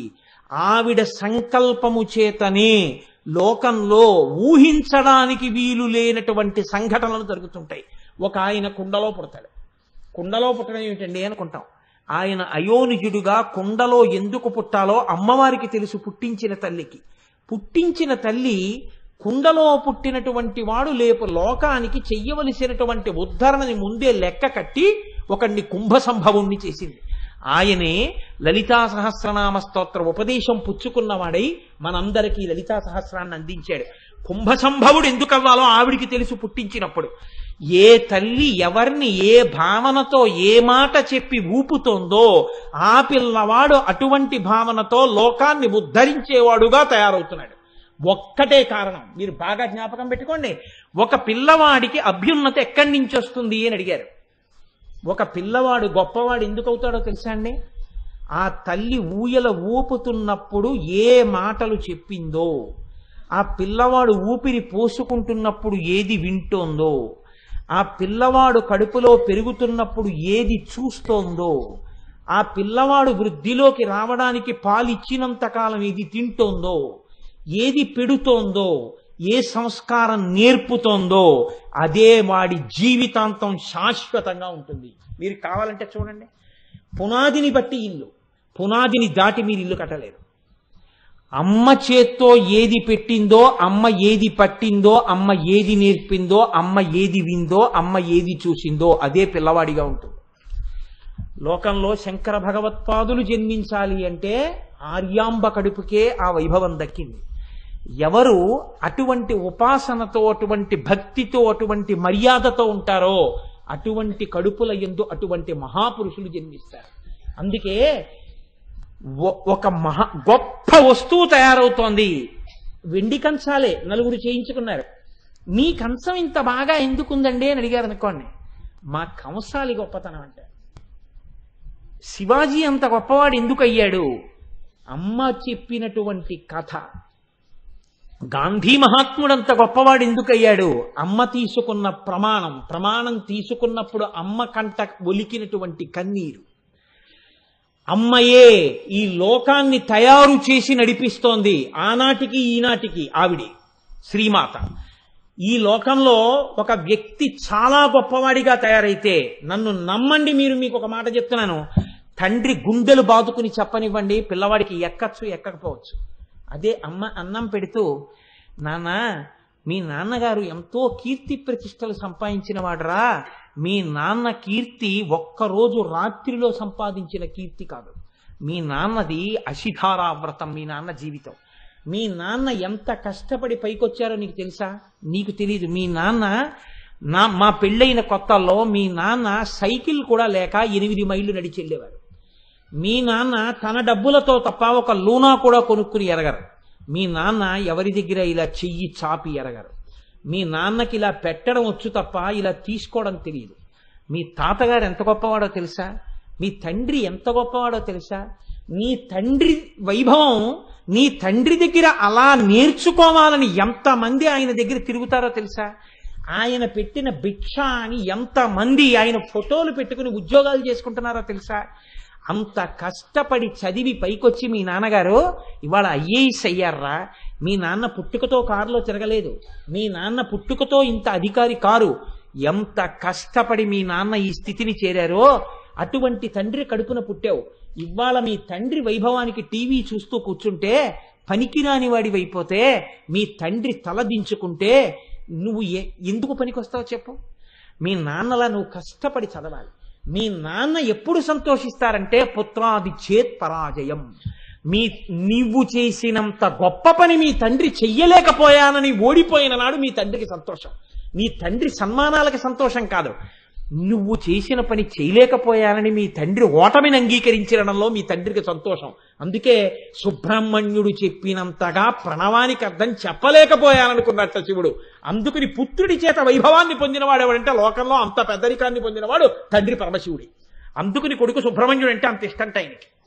కాబట్టి నాన్న నువ్వు వృద్ధిలోకి రావాలి అని ఒక అమ్మ ఒక పిల్లవాడికి చెప్తే పిల్లవాడు వృద్ధిలోకి వస్తాడు. తండ్రి ఎంత గుండెలు బాదుకు చెప్పనివ్వండి అందనుకోండి, గాలిపోతాయి. నేను ఈ మాట ఎవరిని నిందించడానికి చెప్పట్లేదు. ఇది మర్యాద లోకంలో. అందుకే ఇంగ్లీష్లో ఒక సామెత ఉంది, the hand that rocks the cradle is the hand that rules the world. ఏ చెయ్యి ఊయల ఊపుతోందో ఆ చెయ్యే లోకాలని పరిపాలిస్తోంది. మీరు కాదని అనగలరా? ఏ తల్లి, ఒక్కొక్క తల్లి ఈ లోకానికి ఊపిరిలు పోసిందండి. సర్దార్ భగత్ సింగ్ తల్లి కొన ఊపిరితో ఉండగా మంచం మీద పడి ఉంటే ఒక పెంకుటింట్లో ఎవ్వరూ చూసేవాళ్ళు లేకపోతే ఆయన్ని పోలీసులు పట్టుకునేటటువంటి రోజుల్లో పరిగెత్తుకుంటూ ఇంటికొచ్చి, అమ్మా నీకు ప్రాణోత్క్రమణం అయిపోయే రోజులు దగ్గరికి వచ్చేస్తున్నాయి, నేను వెళ్ళనమ్మా స్వాతంత్ర సంగ్రామానికి, అమ్మా నీ సేవ చేసుకుంటానమ్మా అంటే ఆ తల్లి కొడుకుని చూసింది, ఛీ దుర్మార్గుడా, నీలాంటి కొడుకుని కన్నందుకు ఇప్పుడే చచ్చిపోతే బాగుండనుకుంటున్నానంది. ఏమమ్మా అంత మాట అన్నామన్నారు. కొన్ని కోట్ల మంది దాస్యం అనుభవిస్తుంటే భారతమాత ఏడుస్తోందిరా, నీకు నాకు తల్లి ఆ తల్లి దాస్య శృంఖలాల్ని ఛేదించి వీరోచితంగా యుద్ధం చేయడం మానేసి అమ్మకి కాళ్ళు పట్టడానికి వచ్చావా? పడితే 3 రోజులు ఉంటాను, పట్టకపోతే ఓ పూట ఉంటాను. నేను పోవడం కాదురా కావలసింది, అమ్మ సంకెళ్ళు విడిపించు లే అంది. అంతే భగత్ సింగ్ ఉత్తర క్షణం వెళ్ళిపోయాడు. ఆఖరణ తన కంఠానికి ఉరితాడు తగులుకుంటున్నా మా అమ్మ కోరిక తీర్చాను, చాలు, ఈ దేశం కోసం పోరాడిన అసువులు అడ్డేశానని ఊపిరి వదిలిపెట్టేశాడు. అటువంటి దేశంలో ఈయన ఎందుకనాలి? అటువంటి కొడుకుల్ని మనం పెంచి పెద్ద చేస్తున్నాం, అటువంటి సంస్కారాలు మనం నేర్పుతున్నాం. ఇవాళ భగత్ సింగ్ తల్లి ఏది మాట్లాడితే భగత్ సింగ్ తయారయ్యాడో ఎక్కడా ఏ పాఠ్య పుస్తకంలో చెప్పకూడదు. చెబితే అటువంటి వాళ్ళ పిల్లలు కూడా చదివేస్తారేమో అని వాళ్ళకి బెంగ. ఇటువంటి దౌర్భాగ్య స్థితికి మనం వచ్చాం. ఆనాడు తల్లి వసిన్యాది దేవతలతో చెప్పించింది, శ్రీమాత ముందు చెప్పించింది. అమ్మ వలనే లోకం తయారవుతోంది, అమ్మ వలనే. అబ్బో ఒక్క నామం లేదు, ఇలా అయితే సహస్రమే అవుతుందండి ఇంకా. కాబట్టి శ్రీమాత, ఈ అమ్మ యొక్క గొప్పతనం ఏమిటో తెలుసా అండి? లోకంలో దయ అనేటటువంటి గుణం అనేక చోట్ల కనపడుతుంది. అనేక చోట్ల కనపడినా దయని పుచ్చుకునేటప్పుడు మీకు ఎంత కాదన్నా కించిత్ చిన్నతనం అనేటటువంటిది ఉండే అవకాశం ఉంటుంది. నన్ను ఒక మహాత్ముడు ఫీజు కట్టి చదివించవచ్చు. అంటే ఒక ఉదాహరణకి చెప్తున్నానంటే, నేను ఇప్పుడేం చదువుకోవట్లేదు, నాకు ఎవరూ ఫీజు కట్టట్లేదు, అది వేరు విషయం. కానీ ఉదాహరణకి చెప్తున్నాను, వేరొకరి మీద ఎందుకు పెట్టాలి అలాంటి ఉదాహరణని. కానీ ఆయన నన్ను ఎంత ఉదారంగా చదివిస్తున్నా, ఫీజు కట్టండి అని నోటీస్ ఇచ్చినప్పుడు నేను ఆయన దగ్గరికి వెళ్ళి, సార్ నేను మళ్ళీ ఫీజు కట్టాలండి, అందుకని 23,000 రూపాయలు మీరు ఇచ్చేస్తారా అని అడగడానికి నేను వెళ్ళి వాళ్ళ ఇంటి ముందు నించున్నప్పుడు ఆయన బయటకు వచ్చి, రేపు రావయ్యా తీసుకెళ్ళిపోదు కానివి, బాగా చదువుకుంటున్నావా అని అడిగితే, ఆ మరునాడు మళ్ళీ నేను 23,000 రూపాయలు తీసుకోవడానికి వెళుతున్నప్పుడు నాకు ఒక చిన్నతనం ఉంటుంది. అందరిలాగా నేను ఎందుకు నా డబ్బులు నేను కట్టుకోలేకపోయాను, ఇలా చెయ్యి చాపి పుచ్చుకోవలసినటువంటి స్థితి నాకు ఎందుకు వచ్చింది అని ఒక ఎంత కాదన్నా, ఎంత ఉదారుడై ఒక కొడుక్కిచ్చినట్టే ఆయన ఇచ్చి, నువ్వు ఎవ్వరికీ చెప్పక్కర్లేదయా, మీ డబ్బులే అని చెప్పి వెళ్ళి కట్టుకోనన్నా, నువ్వు వృద్ధిలోకి వస్తే చాలు, మీ తండ్రి చేసిన ఉపకారం అటువంటిది మా కుటుంబాలకి, ఇది మీ తండ్రి డబ్బే అనుకుని ఇచ్చిన మీకు తండ్రి కీర్తి పట్ల సంతోషం ఉన్నా, అయ్యో చెయ్యి చాపేనే అని చిన్నతనం ఉంటుంది. కానీ మీరు చూడండి, లోకంలో దయని పుచ్చుకున్నవాడు, దయని అందించినవాడు ధన్యులయ్యేది ఒక్క సందర్భంలో. ఎక్కడో తెలుసా అండి? ఆ ప్రొవెర్బ్స్ ఇంగ్లీష్లో ఉండొచ్చు, కానీ ఎంత గొప్ప మాట అన్నారంటే,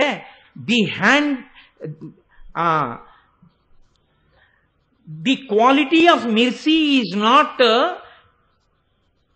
trusted, it is twice blessed, it blesses him that gives and him that takes. ఒక్క అమ్మ విషయంలో మాత్రం ఎక్కడైతే దయ ఇయ్యబడుతోందో అక్కడ చిన్నబుచ్చుకోవలసిన అవసరం ఉండదు. ఎవడు పుచ్చుకున్నాడో వాణ్ణి చూసి ఇచ్చానన్న గర్వంతో దయ ఇయ్యబడదు. ఆ స్థానం శ్రీమాత. ఎందుకని? ఎన్ని తప్పులో మన దగ్గర ఉన్నాయి, ఎంత దయయో అమ్మ దగ్గర ఉంది. మీరు లెక్క వేసి చూసుకోండి. పుట్టడం దగ్గర నుంచి తప్పులన్నీ మనవి, దయంతా అమ్మది. రోజు నేను చెప్పక్కర్లేదు, మీకు తెలుసు. ఎన్ని తప్పులో చిన్నప్పుడు, అన్ని అబద్ధాలే, అన్ని తప్పులే. ఇంత తప్పుడు బతుకుని కడుపులో పెట్టుకుంది. ఎవ్వరికి పక్క వాళ్ళకు కూడా చెప్పలేదు కొడుకు చులకనైపోతాడని. ఇంత కడుపులో పెట్టుకుని కొడుకు వృద్ధిలోకి రావాలని నా పట్ల దయని చూపించి అన్నం పెట్టిన అమ్మ, తండ్రి కొట్టేసి వీడికి అన్నం పెట్టకు అని తలుపేసేస్తే, నాన్నగారు నిద్రపోయిన తర్వాత తలుపు తీసి నన్ను తీసుకొచ్చి బింకంతో అన్నం తిననని కూర్చుంటే, తను కళ్ళనీళ్లు పెట్టుకుని దయతో నాకు అన్నం పెట్టిన అమ్మ నాలో పరివర్తనని తీసుకొచ్చింది, నన్ను మార్చింది, నేను వృద్ధిలోకి వచ్చేటట్టుగా చేసింది. ఆ ప్రకటించిన దయ వలన ఆవిడికి తరిగిపోలేదు. ఆ దయని పుచ్చుకున్న నేను కుమిలిపోవలసిన అవసరం లేదు. ఇచ్చిన దయ, పుచ్చుకున్న దయ బాగా ఇంకా గుణింపబడి రెండు సార్థకత పొందేది ఎక్కడైనా ఉంటే లోకంలో ఒక్క అమ్మ దయచేత ప్రకాశించినటువంటి కొడుకునందే. అమ్మ దయ అర్థమైతే నువ్వు ఎప్పటికీ తప్పుడు కొడుకువి కాలేవు. అందుకే పోతన గారు ఒక్క తీర్పు చెప్పారు, చేతులారంగ శివుని పూజింపడేని, నోరు నొవ్వంగ హరికీర్తి నుడువడేని, దయయు సత్యంబులునుగా తలపడేని, కలుగనీటికి తల్లుల కడుపు చేటు. కాబట్టి లోకంలో అమ్మకే ఇంత మర్యాద ఉంటే, ఇన్ని లోకాలను కన్న అమ్మ ఆ శ్రీమాత ఎంత గొప్పదై ఉండాలి అని, అంత గొప్ప అమ్మ గురించి, అమ్మ యొక్క దయా విశేషం గురించి మనకి లోకంలో ఆ లలితా సహస్రనామంలో వసిన్యాది దేవతలు ఆ అమ్మ వైభవాన్ని కీర్తనం చేస్తారు. అయితే చాలా ఆశ్చర్యకరమైన విషయం ఏమిటంటే, ఇంత పెంచి పెద్ద చేసినటువంటి అమ్మకి నమస్కారం చేయకపోతే పీడాపోయేది. అంత గొప్ప అమ్మ వైభవం చెప్తుంటే ఆవలింత రావడానికే సిగ్గుపడాలి మనం. ఆ ఆవలింత 100 మందికి వినబడేటట్టు ఆవలించిన వాడు సభలో ఏమనుకోవాలి? అటువంటి వాణ్ణి కూడా క్షమించగలిగిన శ్రీమాత అమ్మవారని అమ్మవారి గురించి పెద్దలంటారు. అంతటి వైభవం ఉన్న తల్లి శ్రీమాత. అటువంటి తల్లి యొక్క వైభవం వసిన్యాది దేవతలు కీర్తనం చేశారు. కాబట్టి ఇవాళ నేను ఆ శ్రీమాత అన్న నామాన్ని మాత్రమే వ్యాఖ్యానం చేయగలిగాను. కానీ ఎన్ని చేశామన్నది కాదు. ఏకశబ్ద సమ్యజ్ఞాత సృష్ట ప్రయుక్త స్వర్గే లోకే కామదుర్భవతి. ఒక్క పరవశంతో ఒక్క మాట చెప్పుకున్నా చాలు. కాబట్టి ఇంకా నేను దాని గురించి ఏదో చెప్పాలనుకున్నా ఇక ఇక్కడతో శ్రీమాతా నామాన్ని పూర్తి చేసినట్టుగానే భావింపబడుగాక. రేపటి రోజున శ్రీ మహారాజ్ఞి అన్న నామం గురించి అమ్మవారు నా చేత పలికించి నన్ను ధన్యుణ్ణి చేయుగాక